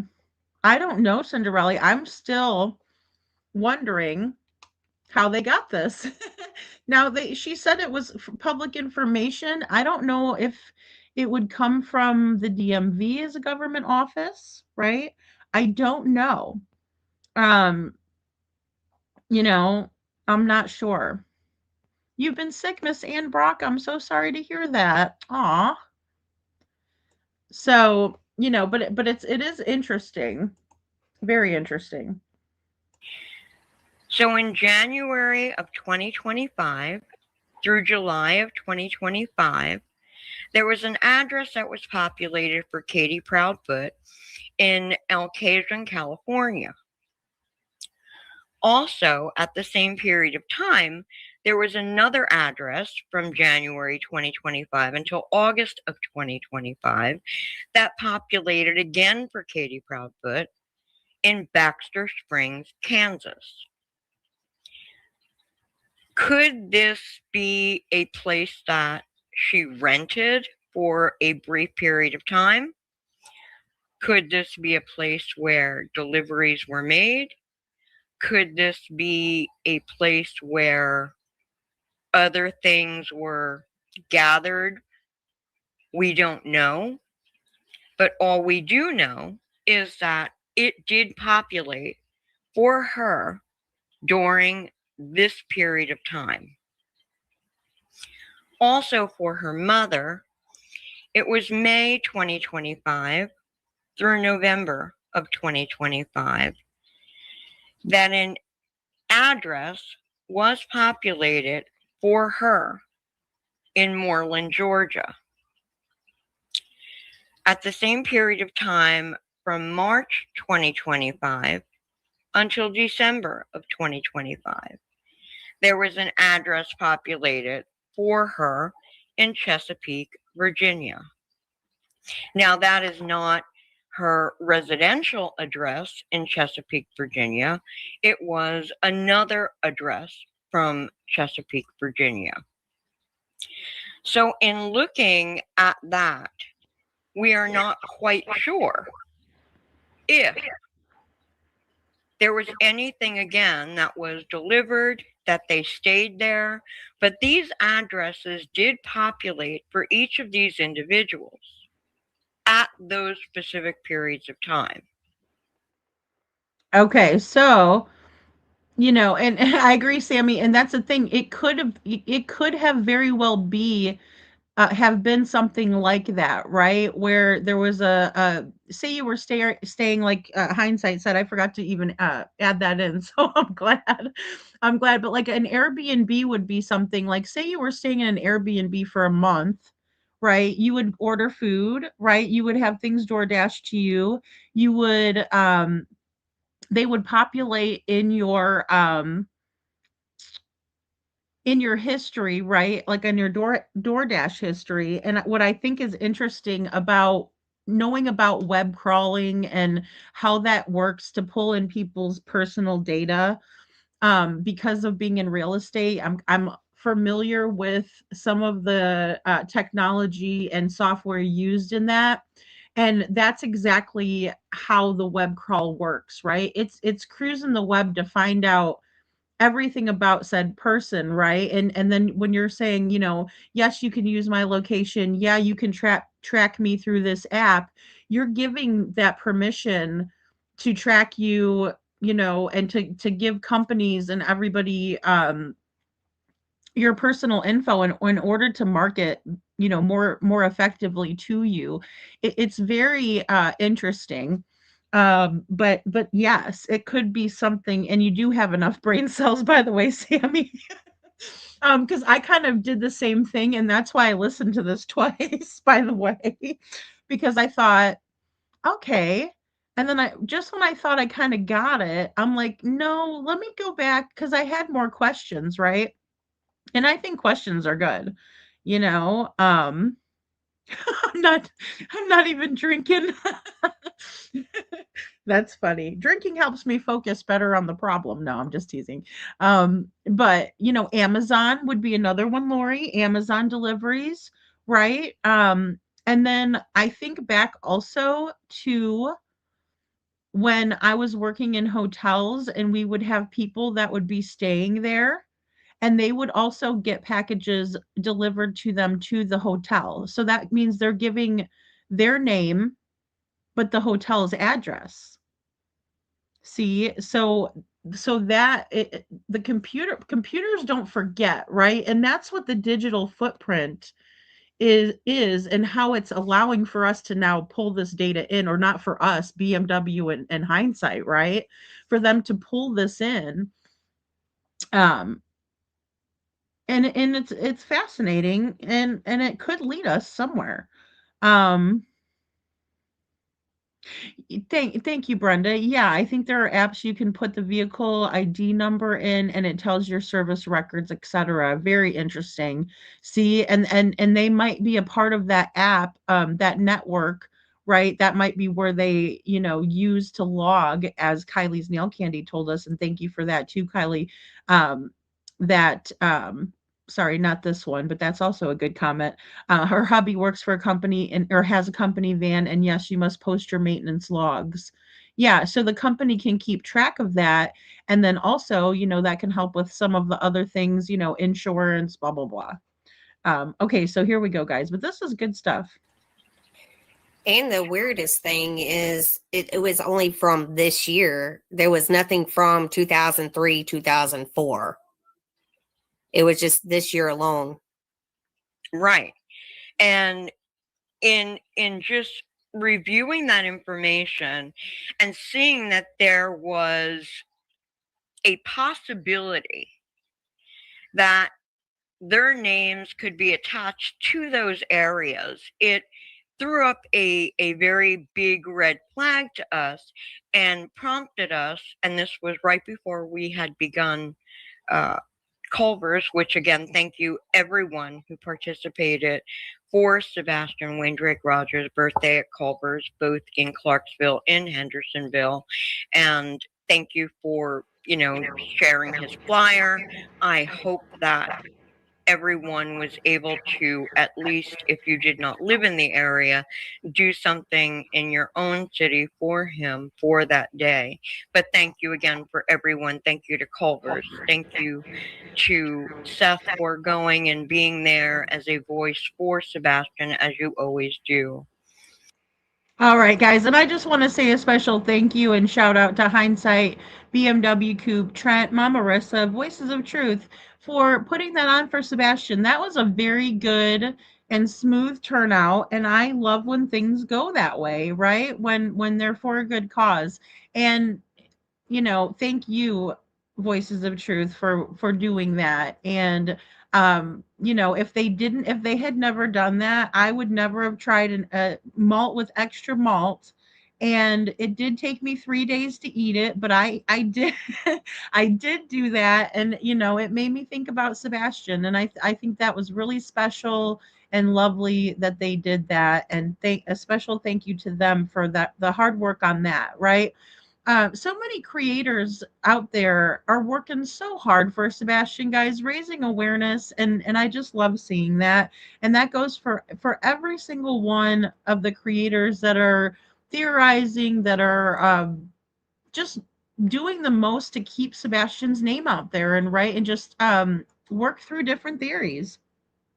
Jackie says supermarket deliveries, alternative postal addresses, etc. Exactly. And it's a good thing, Oh, I'm so sorry, Jackie. Oh, I hate that. Toothaches are the worst. I lost a crown in the back, and oh my gosh, it was brutal. They are, Lori, they are. And I think every single creator out there that puts videos together and that does the live streams, you know, put so much work and effort. Yeah, I mean, kudos, because it's tough. It's tough to get everything organized and to present it the way that we want it, you know, for you guys to see it and that sort of thing. So, just very, very grateful to all of the creators out there, working so hard for Sebastian and so hard for, you know, even Devlin. You know, I'm always shouting out Piper lately, but she's doing such a good job with her team, and I'm just really grateful to have that help and boots on the ground there. That's what's so very important, right? Is really boots on the ground. But when we looked at that information prior to taking a short break, we said we need to take this time to delve further and see if there's anything else that would coordinate with any of these cities that, especially Katie, her name is populating to. And that's when we started digging deeper into some research. And what we found was quite, I would say, enlightening. We don't know what it will lead to. All information that we have found has been turned over to authorities, so they are fully aware of what we found. And hopefully it can give some answers to another road that we can at least travel to further dive into where Sebastian Wayne Drake Rogers could possibly be and to bring him home safely to his father. And let's continue on. So after we pulled those areas of interest, we then went forward and decided to look a little bit deeper. And we looked at vehicles. And what we found regarding Katie's work van, again, this is all public record. You can go research this yourself, and it will give you the same information that we are going to provide for you here. So on February 28th, Katie's vehicle, 2025, Katie's vehicle was washed and detailed in Tennessee. We will not give you specific locations. We will just give you states. The mileage on the vehicle at that time was 23,400. She had a Brinks van wrap done to that vehicle at some time, but it was after March the 18th of 2025. We are not certain of the exact day or date or location that this van wrap was done. However, we know it was done after March 18th of 2025. On May the 23rd, 2025, Katie also had an oil filter and maintenance done on. And guys, don't come for me, but but I'm really wondering how would they know about the van wrap being applied? And I just have questions, so but please don't think I'm like, you know, debunking or anything. I'm just like, how did they know about the van wrap being applied? So I'll rewind a little bit, but Katie's work van. So first of all, in February, we have the van was washed and detailed in Tennessee, right? And the mileage was 23,400. Then there was a wrap applied, you know, not even a month later, right? On 3/18 of 25. And then on 5 of 23, 2025, what's being alleged is there was an oil filter and maintenance done on the vehicle in Tennessee. So all of these occurrences were in Tennessee, but you know, I'm curious about the van wrap, you know, and also the locations, but I understand why they didn't give the locations out. Like, I do understand that. I'm super curious, right? I just have questions. So this van in Tennessee for you here. So on February 28th, Katie's vehicle, 2025. Katie's vehicle was washed and detailed in Tennessee. We will not give you specific locations. We will just give you states. The mileage on the vehicle at that time was 23,400. She had a Brinks van wrap done to that vehicle at some time, but it was after March the 18th of 2025. We are not certain of the exact day or date or location that this van wrap was done. However, we know it was done after March 18th of 2025. On May the 23rd, 2025, Katie also had an oil filter and maintenance done on this van in Tennessee.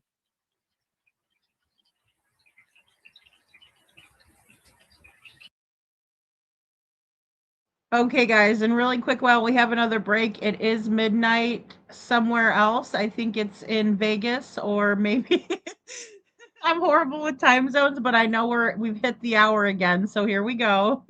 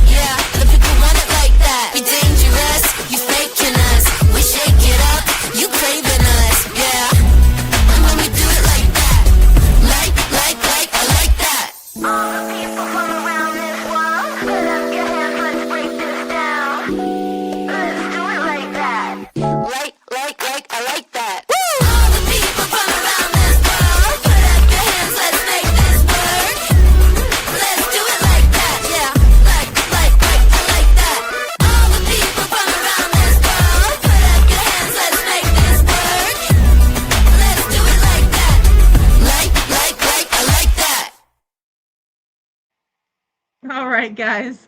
Great. So I just looked over the clock. I'm like, oh, we need another Happy New Year. Okay, so Happy New Year, you guys. And I think is it Mountain Time? I think it might be that 2 hours ahead of me, because I'm in Eastern. So yeah, I'm thinking, yep, that's got to be like, Arizona time. So all of our friends, Happy New Year, Joe. I know you're in Arizona. All right, here we go, guys. On June 3rd, 2025, her work van was serviced in Anaheim, California. The mileage on that vehicle was 26,012. On September the 2nd of 2025, her work van was serviced again in Anaheim, California. The mileage was 26,048. On October the 6th, a van wrap was seen on her vehicle at an undisclosed location, not in Anaheim, California. Okay, guys, so I just want to kind of break this down again. Not that they're not doing a fantastic job of it, but, and Kylie, that thought crossed my mind. I was tripping. I was like, so how do they know this? And then I pictured Trent in the back seat for some reason. Sorry, Trent. And then you had like, a trench coat on and a hat, a pipe. No, I'm just kidding. A monocle. No. And then we got BMW Coupe. She's driving, and then I got Hindsight. She's filming. No, I'm just teasing. But it was like, did they go sleuthing? Were they super sleuthing? But this is interesting, so they're tracking this mileage, right? So now we're in June of 25. Her work van serviced in Anaheim, right? And then we have July, August, September, right? The 9th, at the beginning of September. So literally to the date, almost 3 months in Anaheim, California from June to September, right? In Anaheim, California. And she must have been working locally because look at how many miles is in between that. So, you know, don't tease me for getting a calculator out for a very simple math problem, but I want to be as accurate as possible. And so, and I know you guys can't see me, I'm just telling on myself. Um, but 36 miles in 3 months is all she traveled, was 36 miles. Very interesting. Right? And then on October 6th, the van wrap was seen at an undisclosed location that was not Anaheim. So I'm guessing it was in Tennessee, but let's listen on. I just kind of wanted to point out that little simple math that I can do here. So it is our belief that on June the 3rd, 2025, through September the 2nd, Hey, couponing, just wanted to say hi. Happy New Year. Thank you for being here, Super Sleuth. All right, I'll rewind. Sorry, guys. 12. On September the 2nd of 2025, her work van was serviced again in Anaheim, California. The mileage was 26,048. On October the 6th, a van wrap was seen on her vehicle at an undisclosed location, not in Anaheim, California. So it is our belief that on June the 3rd, 2025, through September the 2nd, 2025, Katie was in Anaheim, California with her work van for those months. Now, if we take a look at the possibilities according to the populated addresses that we had pulled, which led us down this road of investigation, based on the miles on February the 28th, 2025, in Tennessee of 23,400, and the miles noted on June the 3rd, 2025, in California of 26,012. It equals the difference of 2,612 miles, which is showing that 2013 or 1,989 miles from Hendersonville, Tennessee, is sufficient to either of the locations in Tennessee, being the servicing location in Anaheim or the populated address in Alcasian, California. Okay, guys.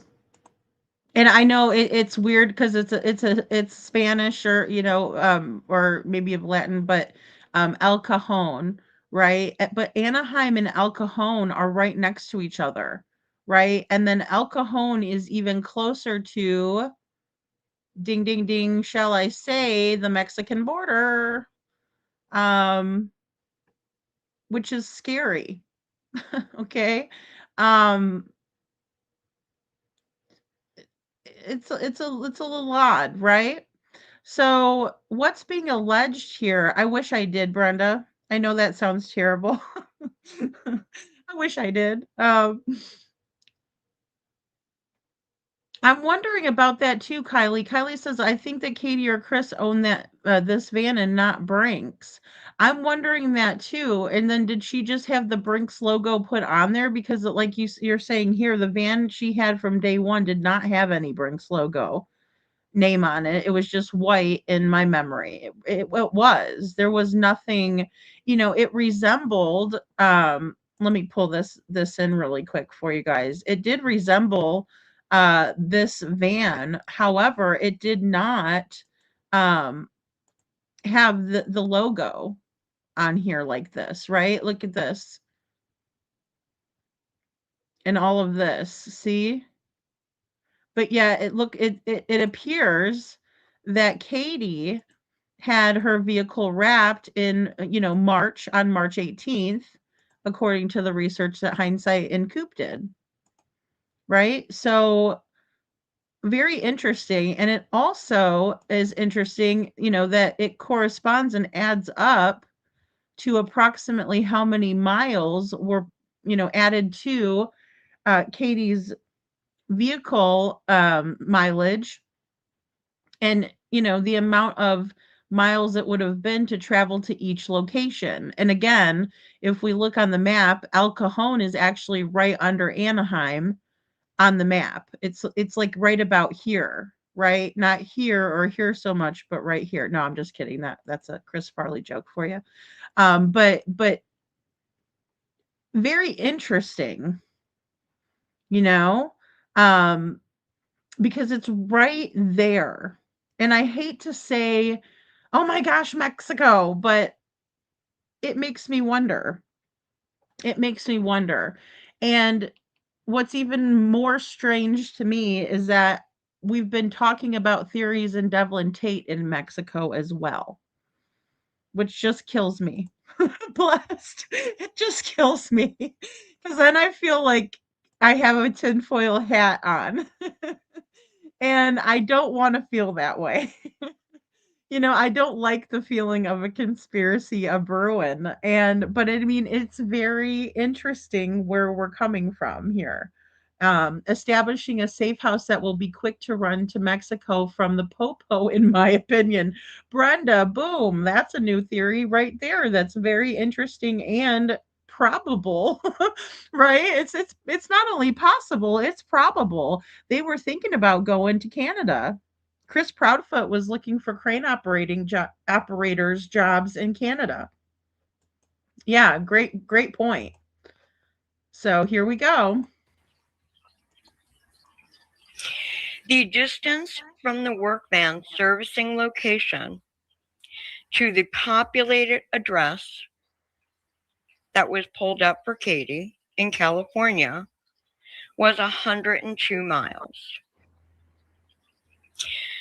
So hypothetically, allegedly,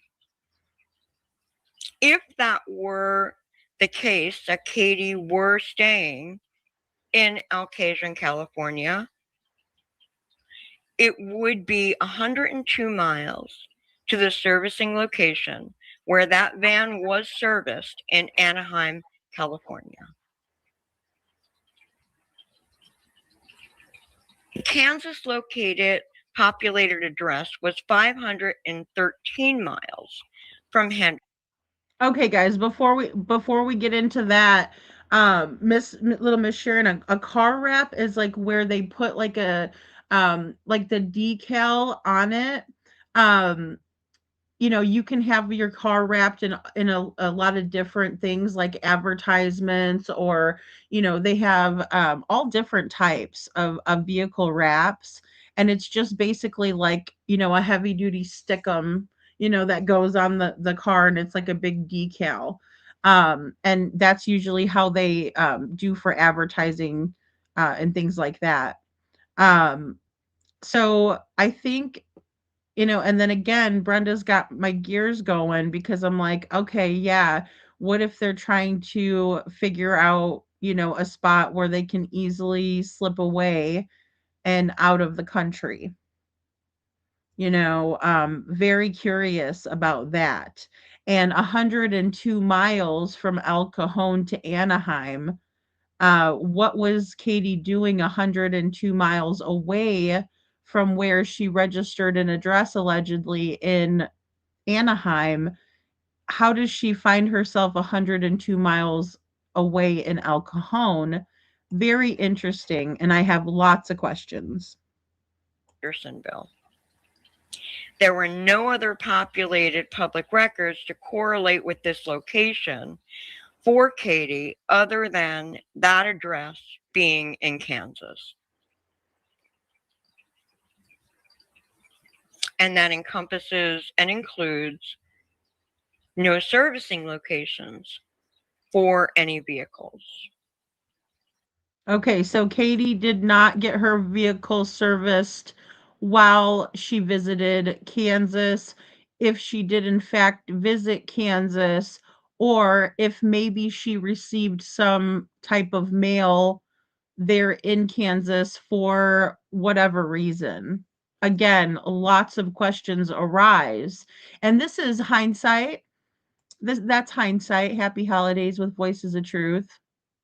So just very, very interesting, guys. Seeing that there is a paper trail or a digital footprint, if you will, of Katie's comings and goings in 2025. She's a very busy gal.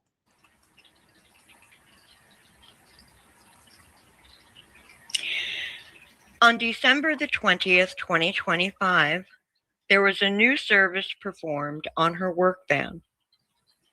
This time, it was in Elkridge, Maryland. Mileage was noted as 44,163 at the time of this service.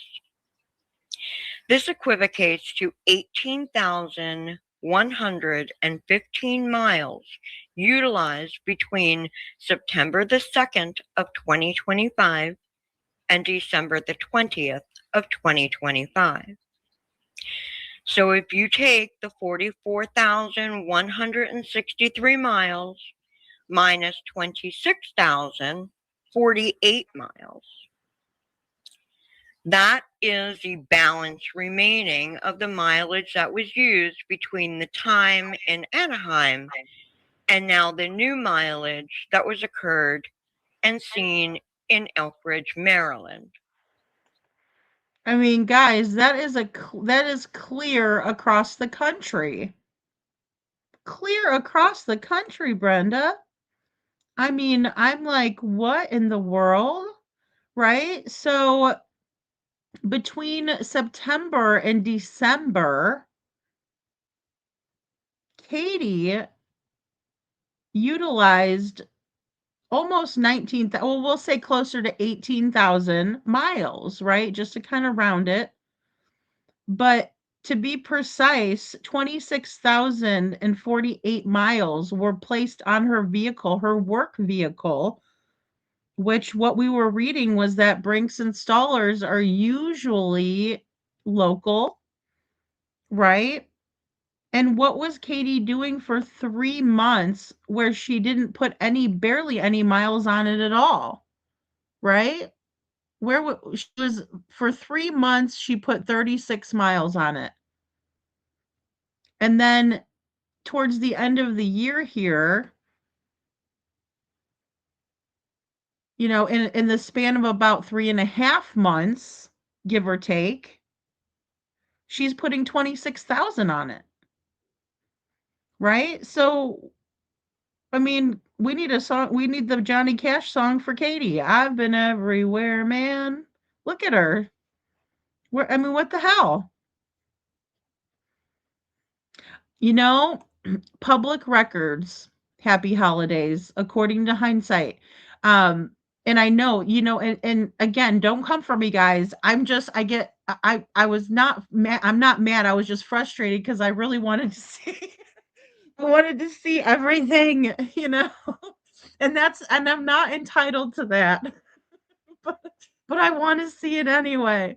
You know, so, but yes, I know that part was going to be confusing, and it was for me too. That's why I had to go back and watch again. But I think these numbers are very interesting, you know, so. Sammy. Oh, thank you, Sammy. That's funny. Here I am, I'm busting out the calculator, you know, but I think this is so interesting because, you know, what exactly was she doing here? You know? And then don't forget, you know, she's got a friend over here, but she's traveling through all of these places. Was she doing that by herself? Or was Crispy along for the ride? right? Or did she take some other friend with her or what? What was she doing? And obviously, she's not hiding this from her employer because she's going to a service location in Elkridge, Maryland, and these are all logged and everything is logged on there. So why is she able to use her company vehicle for leisure if that's what she was doing? Or did she, was she under some sort of a contract to be, going back and forth because she was on service calls? But in California, she wasn't doing any driving, and then all of a sudden she does all of this driving. It's very strange. I would like to know that. What's terrible, little Miss Sharon? I would like to know that. Do we have a log for how many toilet breaks happened? Exactly. Can we please find out every fast food location Katie stopped at? But it's interesting. What was she doing? It just I mean, I can't say it's terrible. I think it brings us closer, right? I'm not trying to say it's terrible, but when we're thinking about it, where, what's Katie doing? And here I thought she was just, staying local. Lori says that's what I was wondering too. Yeah, I'm just I was looking up crane projects and there was a huge one in Anaheim that started around March 25th. Oh, like a multi-billion dollar arena or something. Oh, so maybe Katie asked to maybe be relocated to Anaheim, but I would think that she would put more mileage on her vehicle if she was there for 3 months servicing, different areas. This is so interesting. Like I said, I got questions, Sammy, too. I got questions. That was a smart spot to go for research, to check on cranes because, obviously Chris and Katie are still together, but then I was also thinking that she could have went by herself, but I'm also wondering if Crispy was with her because of the control factor and stuff. Oh, thank you, MST, for becoming a new member. Welcome to the Dragon Tribe. Thank you. I thought she wasn't working for Brinks anymore, but she was driving the van. So, well, and see, that's what I was thinking too. It shows she's still been working for them, but I don't know because it says that they can sometimes go to different places and locations within, the area. So, thank you, little Miss Sharon. Yeah, so I mean, it's just, yeah, it's wild. I mean, this is interesting data for sure. The distance between Anaheim, California to Elkridge, Maryland is 2,635 miles. It kind of makes you wonder what's going on with all the movement and the different states and addresses. And I completely agree with that, Coop, because as we said, it doesn't have to mean that she herself was physically living in that address in Kansas. That could have been an address where maybe a delivery was received under her name. That could have been an address that maybe she did go back and forth to at some point in time during the time that it was populated. We don't know. And then again, this is all this year. This is not 2023 before he went missing, not the year he went missing in 2024. This is this year alone with all the addresses and services being done in different locations. And it kind of makes you wonder what's going on. And also, too, I mean, we've heard from certain people, allegedly, where has she been? Where has her work van been? And seeing all this, we're like, wow, now we know. Precisely. And I'm not sure about that too, Sammy. That's a good point, that it's very bizarre that if she wasn't working for Brinks, then she wouldn't have been able to get the Brinks wrap, right? Or the logo put on her vehicle. The papers that were delivered, that would have been, give me 1 second, because I made a video, and that was when Seth was outside of the, that was the same time when he was outside of the sheriff's office. And then CP went over there, and I made a thumbnail and stuff. This is not normal or something like that. So let me go back and see, because I could kind of give us a roundabout date on that, I think. That Sebastian, or excuse me, that Crispy did that, pulled that shenanigans with Clue. Okay, so it could have been, let me see, sometime around, all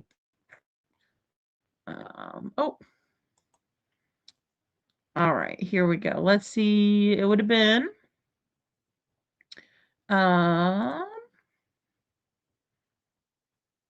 how come I can't see the description on this one? Oh, okay, 3 months ago, but okay, see, here it is. I'm sorry. September 11th, 2025 was when we did the live about that. So sometime in and around. Oh, and I do have, you know what else I have, guys, that would tell us a little bit closer to that time would have been the flyer of Sebastian, the day. Okay, so I didn't know she was making banana bread for people. I didn't get any. No, I'm just kidding. I'd be a little afraid, I think, to eat that. Okay, so August 26th through the week, including Friday. So that would have been the week of August 20th. So back in August of 26th. Oh my gosh, she can run, but she can't hide. How about it, Fave Auntie? I bet you Chris had a conniption just knowing that someone got that information. And I can't say that I didn't think that that was humorous, just because of how they've been horribly doxing everybody. I know of the beach I know of a beach here where different places will pay you to wrap your car with their logo and you're paid to advertise. Yes, Lori, I've heard of that too. Yeah. Yeah, because it's good advertising, it's a rolling billboard, or you're going all over, and that's how people figure that people see others, out on the roads, and good advertising. Did she sleep in the van, Fave Auntie? I don't know. That's a good question. In my opinion, both areas have large number of Navy personnel. I thought about that too, Valley Gal, and 29 Palms is, also located in California. So that's where, the Marines are. And, also I think somebody was saying something about how, Chris was only in the Navy. Jen had mentioned, that he was entrusted to, take weapons and, transport them. And a while back, I dated a Marine, and he said, "Do you know what Marines stand for?" And I said, "What?" And he said, "My ass rides in naval equipment." Right? So the Navy transports the Marines around a lot, right? Hey, women's warrior. Hello, I'm glad you're back with us. I do that too. I fall asleep with my earbuds in all the time. So it looks like I'm on YouTube like overnight, but I'm usually sleeping or something, Sometimes I'm on there, but okay, guys, here we go. When we, looked into Brinks and how they give their service workers, even those that are independent contractors, jobs to do, they are not given jobs to do, like, let's say, from if you live in Hendersonville, that you're going to get a job that has to be done in Elkridge, Maryland. That's, not going to be a job that you're going to go down and do. Well, you're surely not going to have a job all the way in California. Correct. Like, make that make sense. None That's of in this. California, Katie. Exactly. And, and what's with going 102 miles to El Cajon? What is she doing over there as well? That's a really good question, I think. Camp Pendleton is near San Diego and they are Marines. Yeah. Well, and that's the thing. There's a lot of different spots there, that's affiliated with the military. I mean, I don't think Katie's active reserve at all, is she, guys? Now that I'm thinking of it, is she employed or some contractor of working for an affiliate under Brinks? Well, and I'm wondering about that even being her work vehicle, like Kylie was saying. Maybe it's her personal vehicle. Let me see. Let me see if um let me see. Let's see. Can a Brinks tech use their own van? Brinks technicians are not required to use their own vans for transporting valuables. Brinks, excuse me, Brinks provides armored vehicles specifically designed for this purpose, ensuring that sensitive items are transported safely and securely. While Brinks technicians may have the option to use their own vans, it's not a requirement, and the company's armored vehicles are equipped with advanced security features to protect the cargo. So actually, she could have used her own vehicle, according to this, right? And I just did a quick Google search, so it's not a deep dive in research or anything, but she is okay. So maybe she was deployed. But I mean, golly, look, all the way from, this location to over here and then Kansas. I mean, these places might be, because look at all the water. Of course, you're like right on the water. So that she could have been deployed. Huh. Staying up. Some great ideas coming out of you guys. Jackie, I know. That's why I just love our chat here, that everybody's so smart. We all have, and especially like a lot of times you guys will just blow me away. I'll be like, oh, I never thought of that. Like Brenda saying, well, what if what if she's scoping places out to run? That is such a good point. And then too, thank you, Hey Jude, for verifying that, because I was thinking, did I see that Katie? Oh, I know that Craddock is a reserve Navy. That just makes that we haven't got, or that just means that we haven't got permission from her work to release the vehicle details. Nancy Grace is more odd. Yeah. And then he said, well, did her company say you couldn't? No, but I still don't want to talk about the work van or my truck. I don't know what kind of truck I drive all of a sudden. Said no man ever. No offense to any of our guys out there, but gee whiz. Everyone knows the Infiniti, the van would blend in. Yes, it would. And knowing that she could use her own vehicle, but then again, would they pay for vehicle maintenance? I would imagine they would, because even cell phones, like for instance, if I was to use my own cell phone, some companies would reimburse me or would pay my cell phone bill because I'm using it for business purposes, or I could maybe obviously you could write that off on your taxes as well. Maybe it's a ho-ho fan. When I hear Anaheim, California, I think of Disneyland. Oh, yes. Yes. Oh, yeah. And they were at Disney, but didn't they go to Disney World? I thought they were. That's true. That's true, Chuchi. I believe Katie and Craddock are Coast Guard. Oh. Okay. Interesting. She's still a reserve, I believe. Yes, someone said that. I think I remember allegedly. Oh, boy. Oh, boy. We may have gotten why she decided to do that. Oh, thank you, Osis. Good to see you. Happy New Year to you, too. And everyone be safe and stay blessed. Thank you so much. You, too. Yeah, guys, so that's interesting. So that may have been why there was like why they allowed for her to, and then I wonder if she rented a car while she was there instead of using her vehicle. Um, hmm, very interesting. Mr. Blessed. Blessed.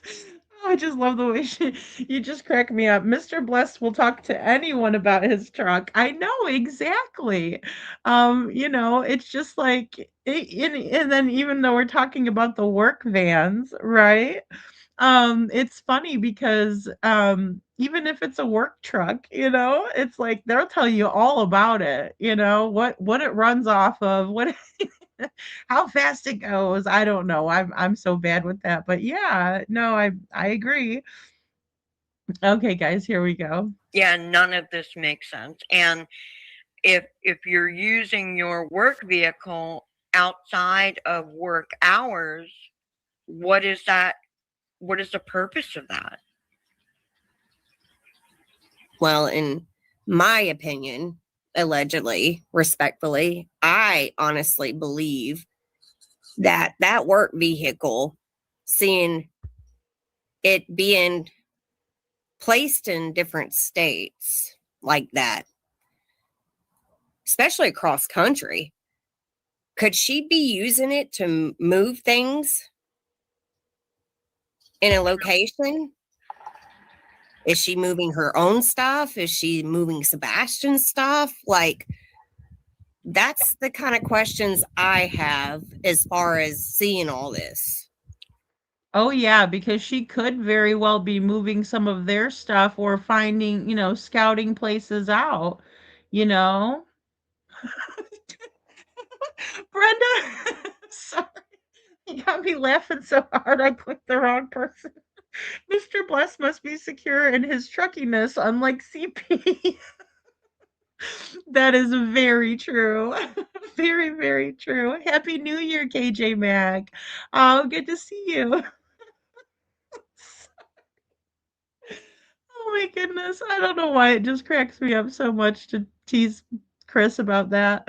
What if that has been a ploy of Sebastian and Protective Services due so oh, okay, something that's been top secret job danger.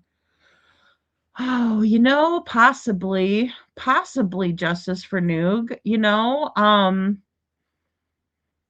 I don't know. I know it's just there's a lot, like I said, this raises a lot of questions just knowing how many places. I mean, look at that. That is really a far stretch, right? I mean, right through New Mexico too. Ooh, gosh, a little close for comfort, you know?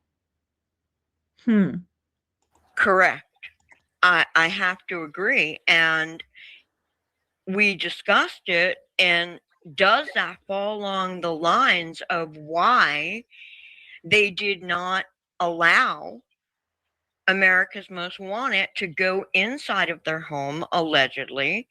Is it because a lot of the belongings are no longer there? Were they moved to California? Were they moved to Elkridge, Maryland? For all we know, is Sebastian located at any of these locations? Has he been moved around at any of these locations? For all we know, in my opinion, allegedly.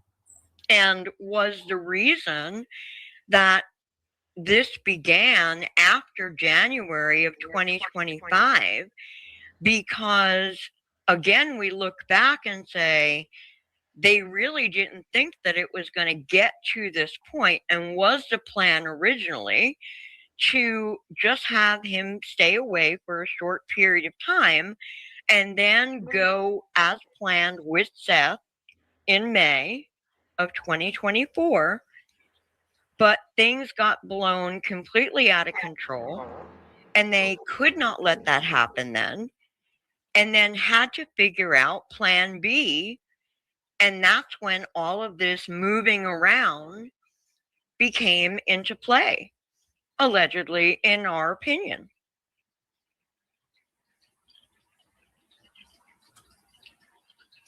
So in discovering what we had pulled up, in using the ratio of mileage balance utilized since the last service visit in Anaheim, California in September, and the new service in Elkridge, Maryland, December 20th, the vehicle could have done a round trip to these destinations a total of 3.43 times. And that's between Anaheim and Elkridge. Between September the 2nd, 2025 and December the 20th, 2025, if necessary, allegedly.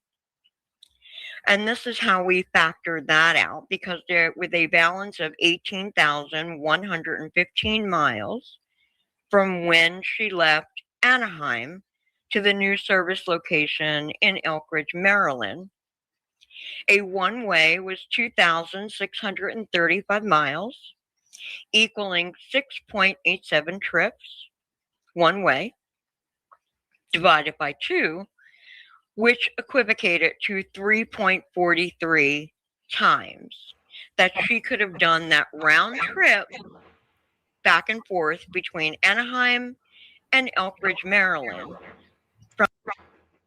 Okay, guys, so I'm not even going to pretend that I really fully understand this equation, because I'm not good at equations. I'm really not.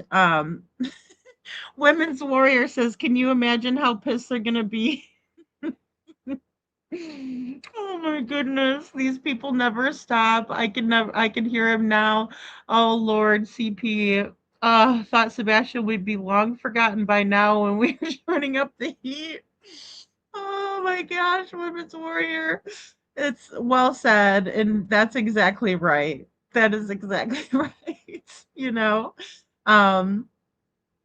No, that's good though. We need to keep an open mind, Justice for Noog, and we need to check everything, because we have now brought in a completely different theory, and this has a lot of components and a lot of evidence that would suggest that Katie's been doing lots of traveling around, that she's been very busy. Almost 7 trips across America. That's crazy. Right. So very interesting here. And I think it's important to explore it all and also, raise some questions. Some red flags are definitely raised. Alarm bells going off, MST. They really are. Especially when we look at this and using the ratio of mileage balance utilized since the last service in Anaheim, right? And then the new service in Elkridge, Maryland, all the way across the country, clear across the country, the vehicle could have done a round trip to these destinations almost 3.5 times between, a 3.5 month period, right? So September 2nd through December 20th of 2025. So, and this would, be the balance, and then you would kind of break it down as they have in this equation. So very interesting, because there had to have been some way that all of those miles, 18,000 were accumulated within 3.5 month time period. Very interesting. And 3.5 times is the amount. And guys, what is with 3? In the Sebastian Rogers case, it's 3s, 3, 3, 3, right? Every time we turn around, it's 3. Favorite Auntie says, if KP was smart, she would go far away from all the stinky feet. In my opinion, I sure know I would, and I wouldn't trust them, period. And maybe Katie's trying to get away from them. I don't know. That's a good point. I mean, that would make sense to me, that she's trying to get away. Chi says, is this the way they did the research and go to vegetables for Sebastian because she was out there looking for homes and apartments or whatnot for them to go to flee to, in my opinion. You know, possibly. I think oh that they didn't. Sorry, I must have there we go. That they didn't. You know, I am so surprised that law enforcement hasn't been watching her. You know, this is a lot of traveling, you know, a lot of traveling, you know. Maybe she's ice training. Kylie says, well, Michael Proudfoot gives me drives a truck interstate for CEI waste manager. Really? I knew he drove a big rig. I didn't know for what. Interesting, Kylie. All that is unseen says, could any of these locations be considered because of work training, any contract that she might service for larger companies? Just a thought. I think that's a strong possibility. And she could have asked to maybe be relocated away from Tennessee for a while. That was one thought too I had, all that is unseen. Yeah, I think that's very possible. And even probable, you know, considering the situation. I have long suspected that these two were involved in rug trade. Maybe that's the reason for all the miles, in my opinion. I think that's a very strong possibility, you know? Very strong possibility. Oh, no, not vegetables. Text. Chuchi, I'm sorry. Waste management. Thank you. Thank you, Kylie.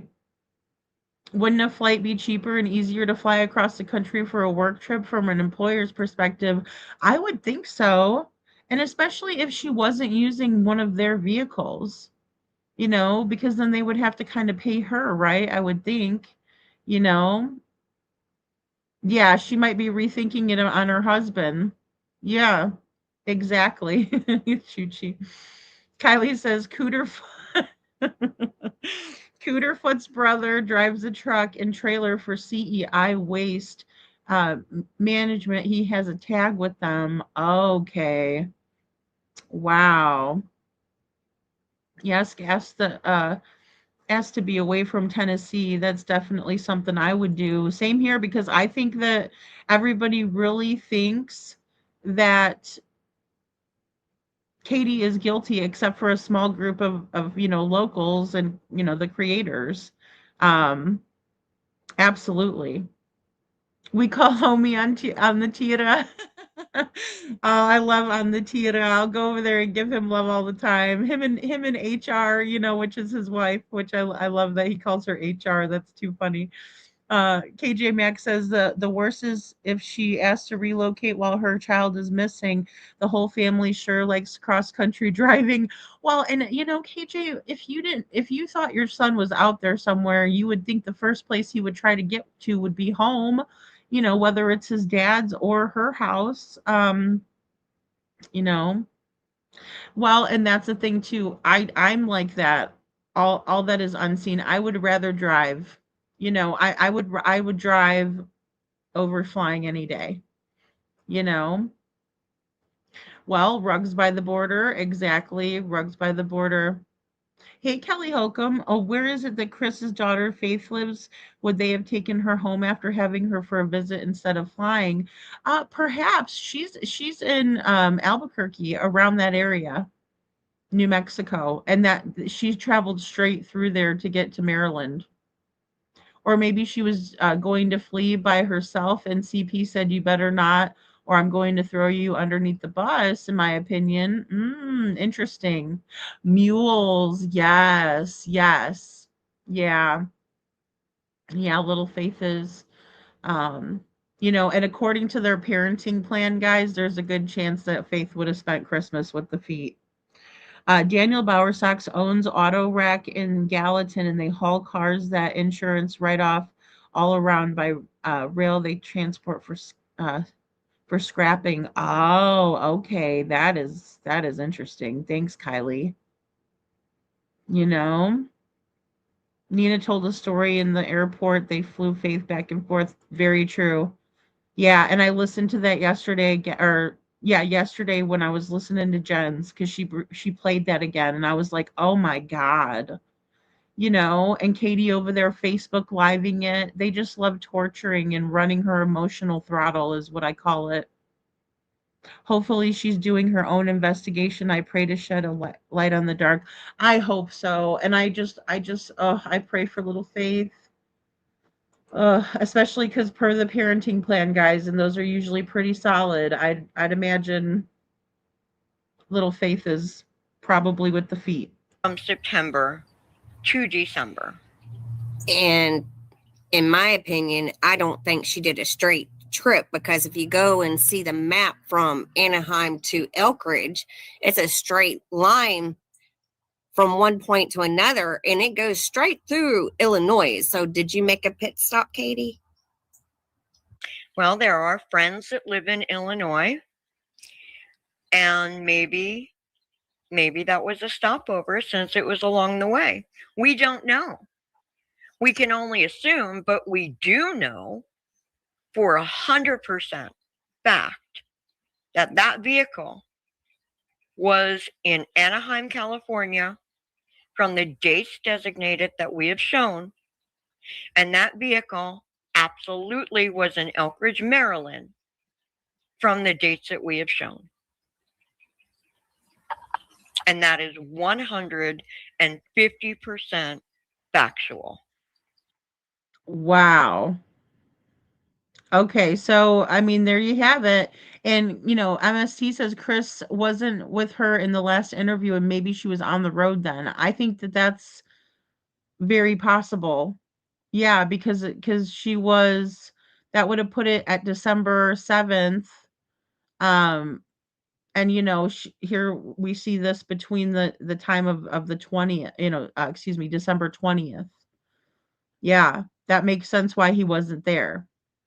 And Duchess is like, oh, Chris can come up, sure. They just love him to pieces. For some reason, it's strange. But she did say he can come up, and I don't think he was there. If he was actually being quiet, but I can't see Chris being that. I think I said that before too. When we reviewed the Duchess interview, I said, I just don't think Chris could be quiet that long. Like, he can't contain himself if he was sitting there, but just being quiet. I think he would have tried to make an appearance because, he's very much got the main character syndrome going. Does Brinks own their own fleet, or do they lease from certain brands? Oh, that's a good question. All that is unseen. Let me go ahead and I'll take a look. Give me a second. I'll Google it. And 1000% public record.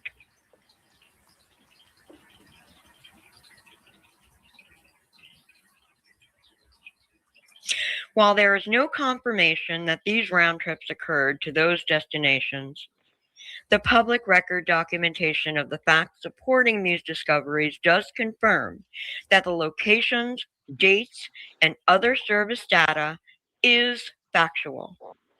All of this information is available to the public through independent research via open public records. We want to just go over briefly what custodial interference in Tennessee. Okay, guys. So really quick, when I Googled that, it says Brinks does not use its own fleet of armored vehicles. Instead,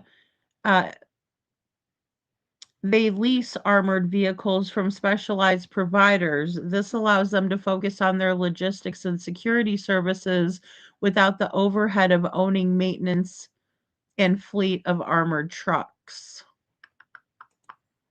Very interesting and great question. All that is unseen. Thank you for raising that question, because that is a good question. And some of these, you just don't even think about till later on, when you're down the rabbit hole, so to speak. But here we are,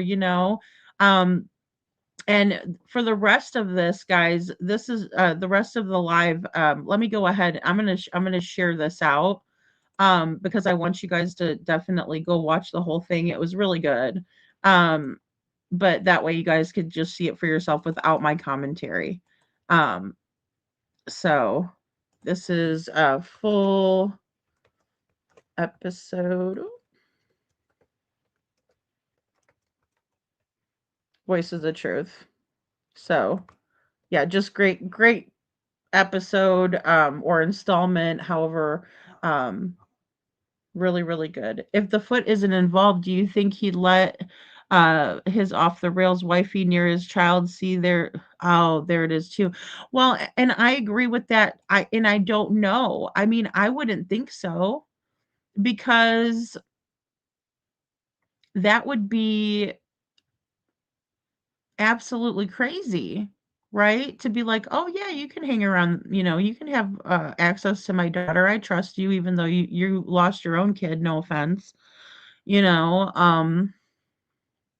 2 years, this is exhausting and we're even going through what Seth is. I know, and that's what's so difficult for me. It really is, Justice for Nuke, and I know it is for you guys too because you guys have seen Seth hurting. We've all seen him hurting over this, and it's like torture. And nobody likes to see other people get tortured unless you're a sadomasochist. Let's just be honest. Unless you have something wrong with you that you enjoy that, or there is, of course, Schadenfreude, which we've talked about Schadenfreude, and there's actually people out there that love seeing other people get hurt. They're trolls. Chuchi Sleuth says, "Wait, what's the other place in California do they mention besides Anaheim?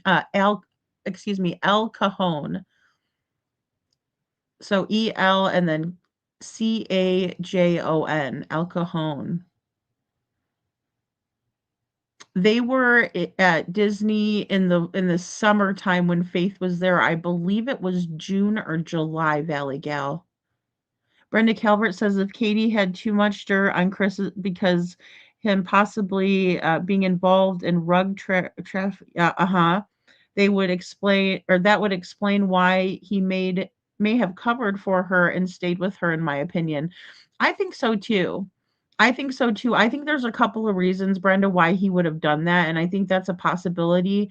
I also think that, he has guilty knowledge and he doesn't have any choice but to stay, for the time being, at least. Don't forget the distinction between Brinks Armored and Brinks Home Security. Oh, there's a distinction. I see. Does Brinks Home Security, thank you very much, Sammy, security. I almost spelled it like security. Okay. Oh, sorry. There we go. Okay, so it says Brinks Home Security does not use its own fleet of vehicles for deliveries and services. Instead, they offer armored truck services for transporting cash and valuables, but they do not provide regular vehicle delivery services. Wait a minute, that's not what I asked you. Huh. And that was from security.org.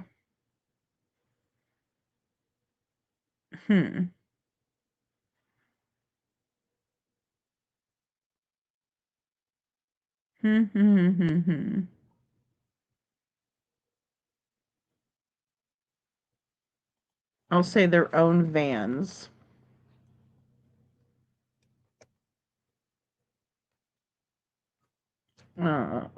For installation. Or here, wait, I'll do this. Does Brinks Home Security Tech installers? Okay. Brinks Home Security technicians do not lease vans. They use their own vans for installation services. This allows them to provide professional installation and ensure that all systems are correctly for optimal security.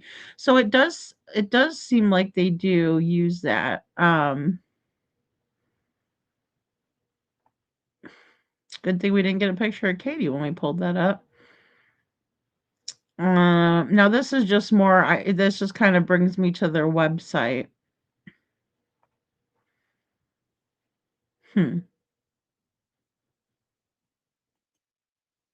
Let me share this with you guys really quick.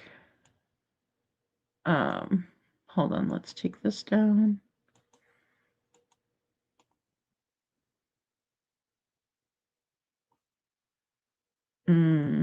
Okay, yeah, it's this one, security installation. Sorry, I got a couple different windows open. All right, here we go. Because this is kind of interesting here. All right. Okay, because look here. Smart home devices, and this looks like the keypad code that would have been on their door, but they didn't have one from Brinks. Strange, right? I mean, look at all of the devices that they have. Real customers, real peace of mind. You'd think they'd want a piece of that peace of mind, with Chris being out of town working like he did. Or like he allegedly was. Oh, thank you, Chuchi. Thank you. I don't know exactly what each is called, but armored like the people who fill up the ATMs. Yeah, I know exactly what you're saying. Yeah, Sammy, and I was thinking that could have, like, how sometimes you have to be more specific with the Google search, Oh, Happy New Year again. Hey, Bo, thank you. Hold on, let me get it up there. Hold on, let me do this because this is California New Year, is it? Make sure here.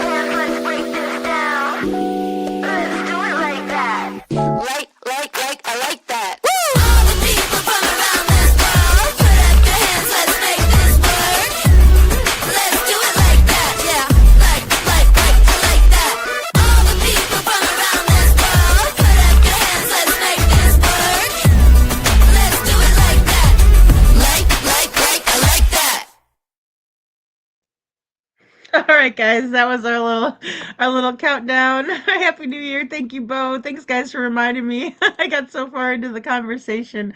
Thank you, KJ Max says Happy New Year, Pacific Time peeps. Thanks, Lori. Yep, Oregon. Happy New Year, guys. Yay. I wonder what Krabby Patty's Crabtree's job description was. In the Cooter Fit home. Oh my gosh, that's so funny, Kylie. I wonder too. I do. Let me see if I can't pull this in. Oh well, yeah, let me drop something. I'll also drop something. Give me 1 second because I don't want there to be an echo.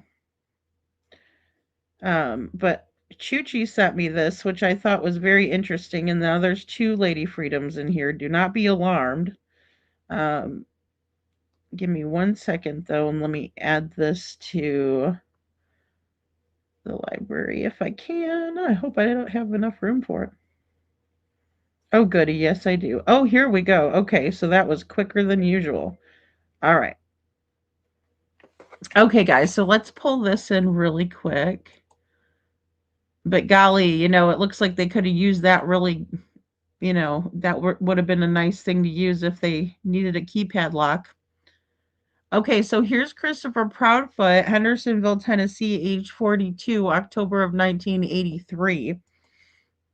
He's almost exactly a year younger than me. Stafford Court, right? But then look at this where Chuchi is highlighted 315, excuse me, 154, excuse me, 1451 Brabham Street, apartment 315 in El Cajon, California, 92019.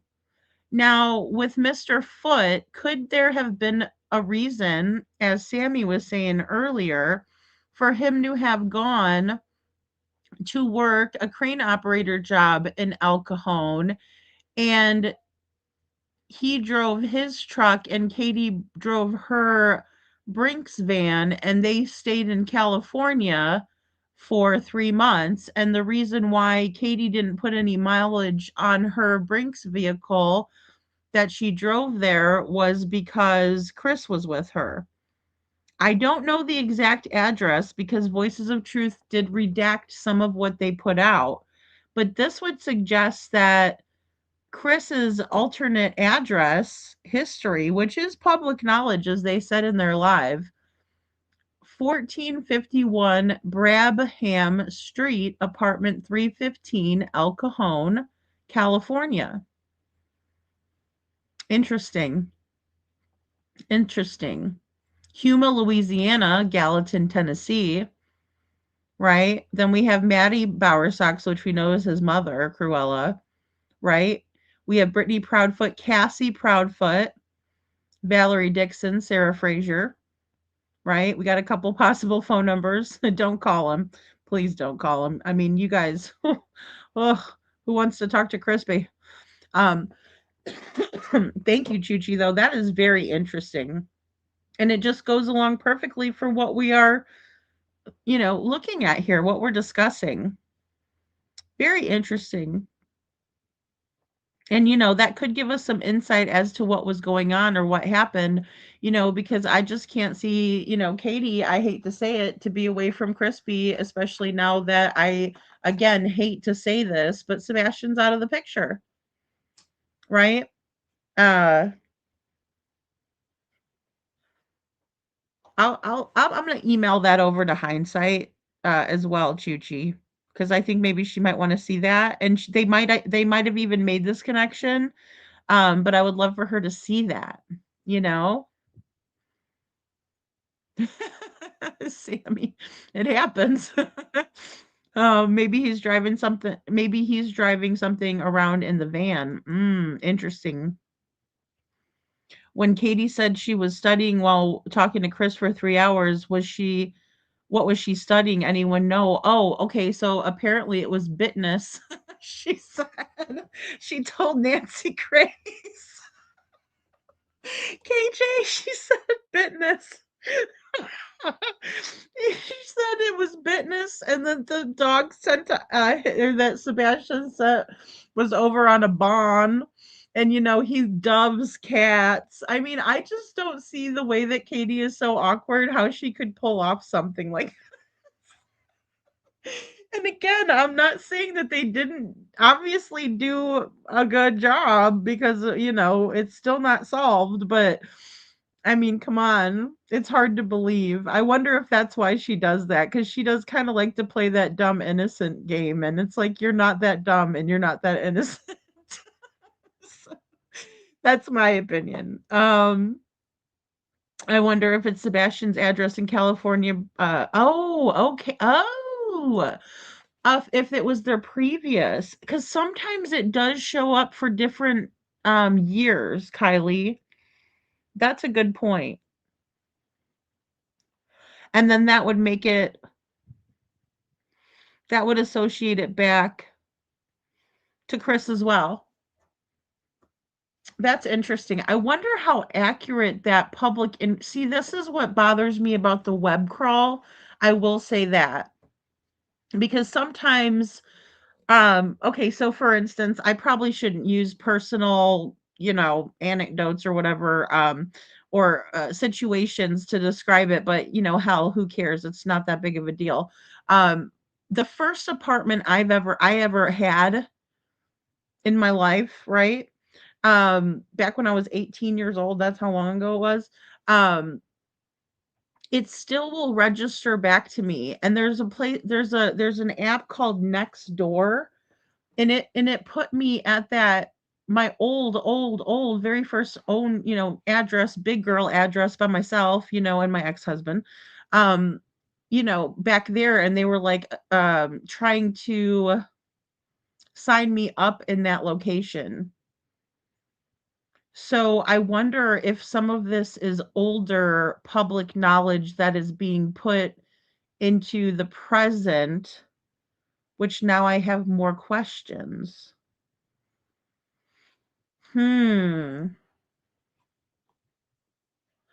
See, now that makes me think. Don't make me think too hard, guys. Kylie's, don't make me think too hard. But no, because that does make me think now.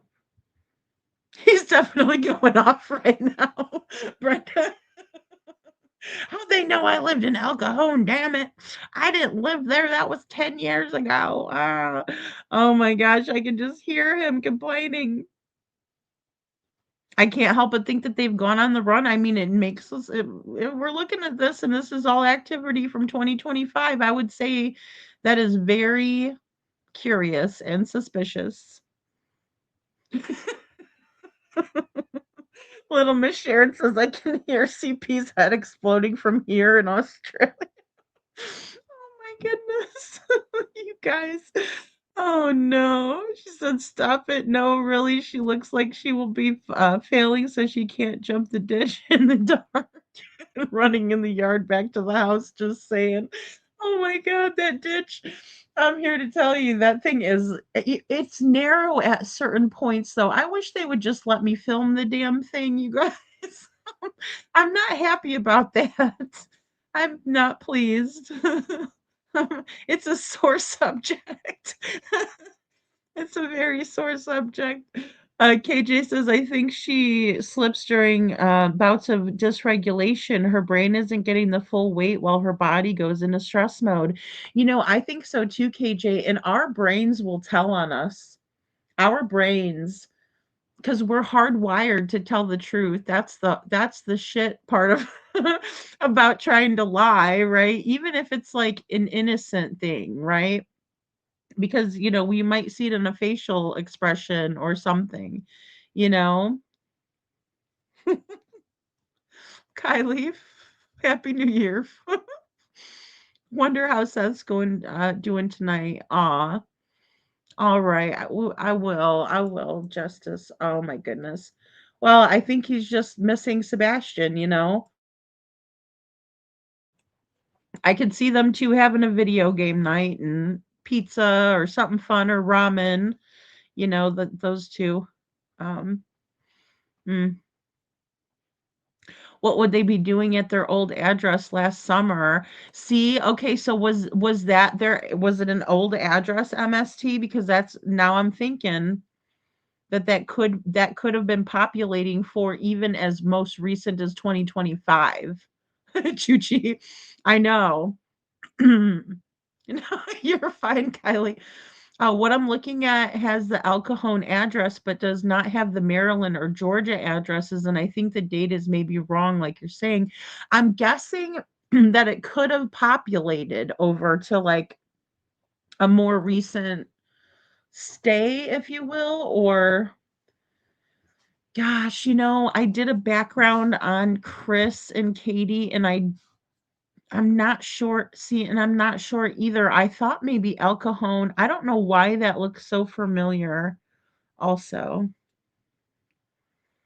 I think that would be a good comparison to run, what Chris's old addresses were and compare them.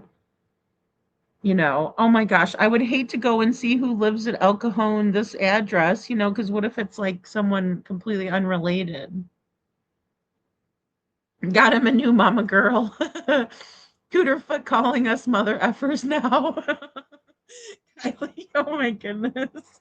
He's like, and of course, Lady Freedom's got to talk about it too. Oh my gosh. What was Maryland City? Maryland was give me 1 second here. Maryland was going to be Elkridge, Maryland. So just spelled phonetically like elk and then ridge, all one word. Maybe they should plug in Chris's truck info and see what pops up. Oh, I want to know everything about every vehicle he's ever driven. I feel Sebastian would want us to poke fun at them. He would. I think he would too. Sebastian was so silly and he liked to bust jokes on people. He liked that as a way of, being playful, and I love that. How many tickets are you going to write? When Seth told that story about Sebastian asking the school resource officers, how many tickets are you going to give out today?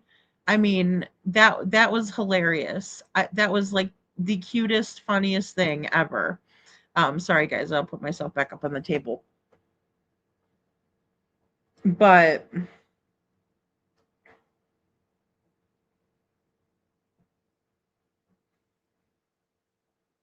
oh God, there was another?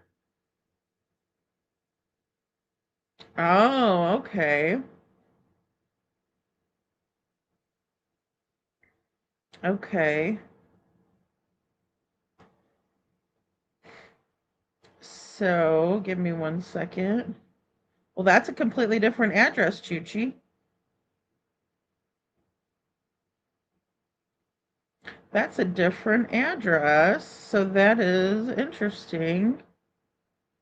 Hold on, you're going to see a double Lady Freedom action come through again.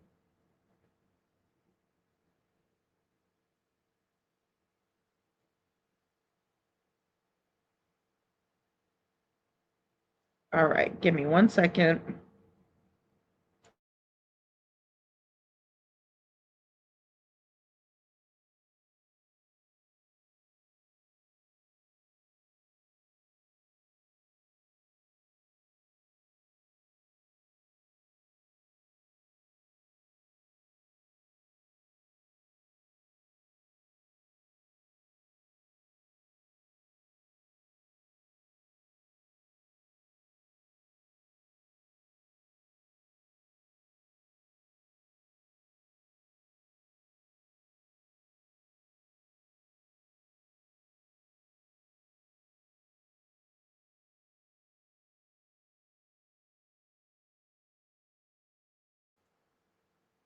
Okay, guys, so I got it here, and thank you again, Chuchi. So here's a couple of previously reported addresses for Christopher Proudfoot, and if we go down, we can see that he was on Campbell Road in Madison, Tennessee, Gallatin off of Remington, and then also San Diego County, February 2008 to February of 2019.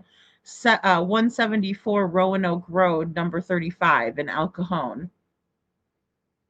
Right? And then the other one has a totally different address, which is associated with 1451 Brabham Street, apartment 315 in El Cajon. This is a different zip code altogether. One is 92019 and the other one is 92020. Right? So neighboring zip code kind of a thing. Very interesting.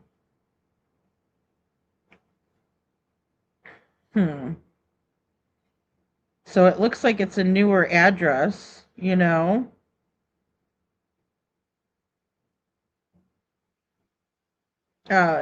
well, if it's the same, see, because we don't know, we can't compare the address that they're speaking of, just that it's in El Cajon. Right? So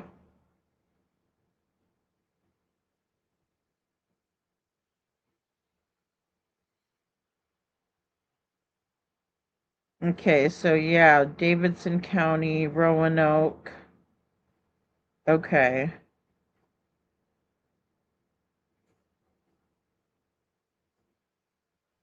Oh, I guess Proudfoot lived in Virginia, Newport News, Virginia, also South Bend, Indiana. Interesting. Very, very interesting. I double dog dare. Imagine Cooter's web browser history. Oh my gosh, I don't want to see it. I don't want to see it. Thank you, Jackie. Oh my gosh, guys, I do not want to see that. I will just do anything not to see that. Oh gosh. Oh my goodness. Oh, how funny. Whose truck, Chris, right? What kind of truck you got? Thank you, Jackie. Thank you so much for being here. I was gonna say I'm about to hop off too. We've been on longer. I always say we're not gonna go that long tonight, and then we end up being on here for 4 hours. But it's good conversation. I wouldn't trade it for nothing. Tell you that. You guys are awesome. Oh my goodness, Kylie. The voicemail Seth still has asking his dad to bring decent clothes for picture day makes me cry every time I hear it. Such a sweet boy. I know that part in the beginning, when Mob Crew plays that, and Nothing Else Matters, the song with Sebastian saying that, because I want to look like a handsome boy for picture day. Oh my goodness, what a little sweetie pie. Oh my goodness. Well, you guys, I appreciate you being here, and we are going to go full on into the new year. Like I said, I'm going to take a break tomorrow, just because I want to get that video out, for the year, right? And I just really want to, go into the new year, and do some more exciting things with the channel. A lot of the things we've talked about, but I have a lot of big plans, and I think that we're just going to be taking on more cases, which I guess is a good and a bad thing, considering what we talk about here. But we'll always keep going for Sebastian. We're always going to keep going for Devlin. I do have some things in the works, right, with Devlin. We still have some interviews to get through, one with Sabrina, but also just a couple of things that have come up recently that I can't really talk too much about. And I know everybody hates that. I do too. When people say that, I'm like, just tell me now, but it'll be a positive thing where we're gathering more information, figuring more things out. Because guys, there's a lot of people behind the scenes that are really figuring things out, and helping me a lot with the research, researching as well. Oh, guilty of a crime. Happy New Year. Thank you so much for being here. Team Sebastian Rogers. That's right. That's right. And that, Sebastian is who I think everybody shows up for. You know what I mean? Like, everybody is just wanting him to be found. And thank you, Guilty of a Crime, for everything you do over there at your channel. I mean, guys, it takes everybody talking, even though we say, okay, we might not be making a difference. I think it makes a huge difference. And I think that every time we talk about Sebastian, as bad as it seems, thank you, Bo, good night. It's just like, they don't want us talking about him, and the more we do, the more pressure we put on. I think we just need to keep going, and let's figure out maybe what could have happened next, even if it's something where we're kind of shooting from the hip, because I know it's tough. And like I said, I don't want to put the chicken before the egg thing. I think my brain, it's so hard for my brain to skip over information to work that way, but I think that might be a good challenge. Thank you, Justice for Noog. Thank you. Have a blessed 2026 night, everyone. Prayers. Thank you. Hugs, love, and prayers, right? Thank you, Justice for Noog. Yeah, and thank you, Lori. And so I think we can even maybe challenge ourselves to do something like that, and to maybe go work from beyond, what happened. Because we know Sebastian got out somehow, but where is he? I don't know. How can we pinpoint that? And I just think we've been lied to from the beginning, so that's even more frustrating, by everybody. No offense, but law enforcement too. So All right, guys. Well, thank you all again. And I wish you guys all a great New Year's Day. I know some people have traditions, where, here's to, good luck for the new year. So, whatever that looks like for you guys, I hope you have a beautiful, relaxing day. And I will see you all on January 3rd. And I think by then I'll have a good interview of Miss Sabrina.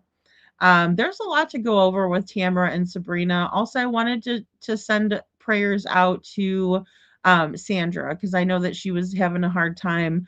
Do you want to send her out prayers? And I just hope Devlin's found soon.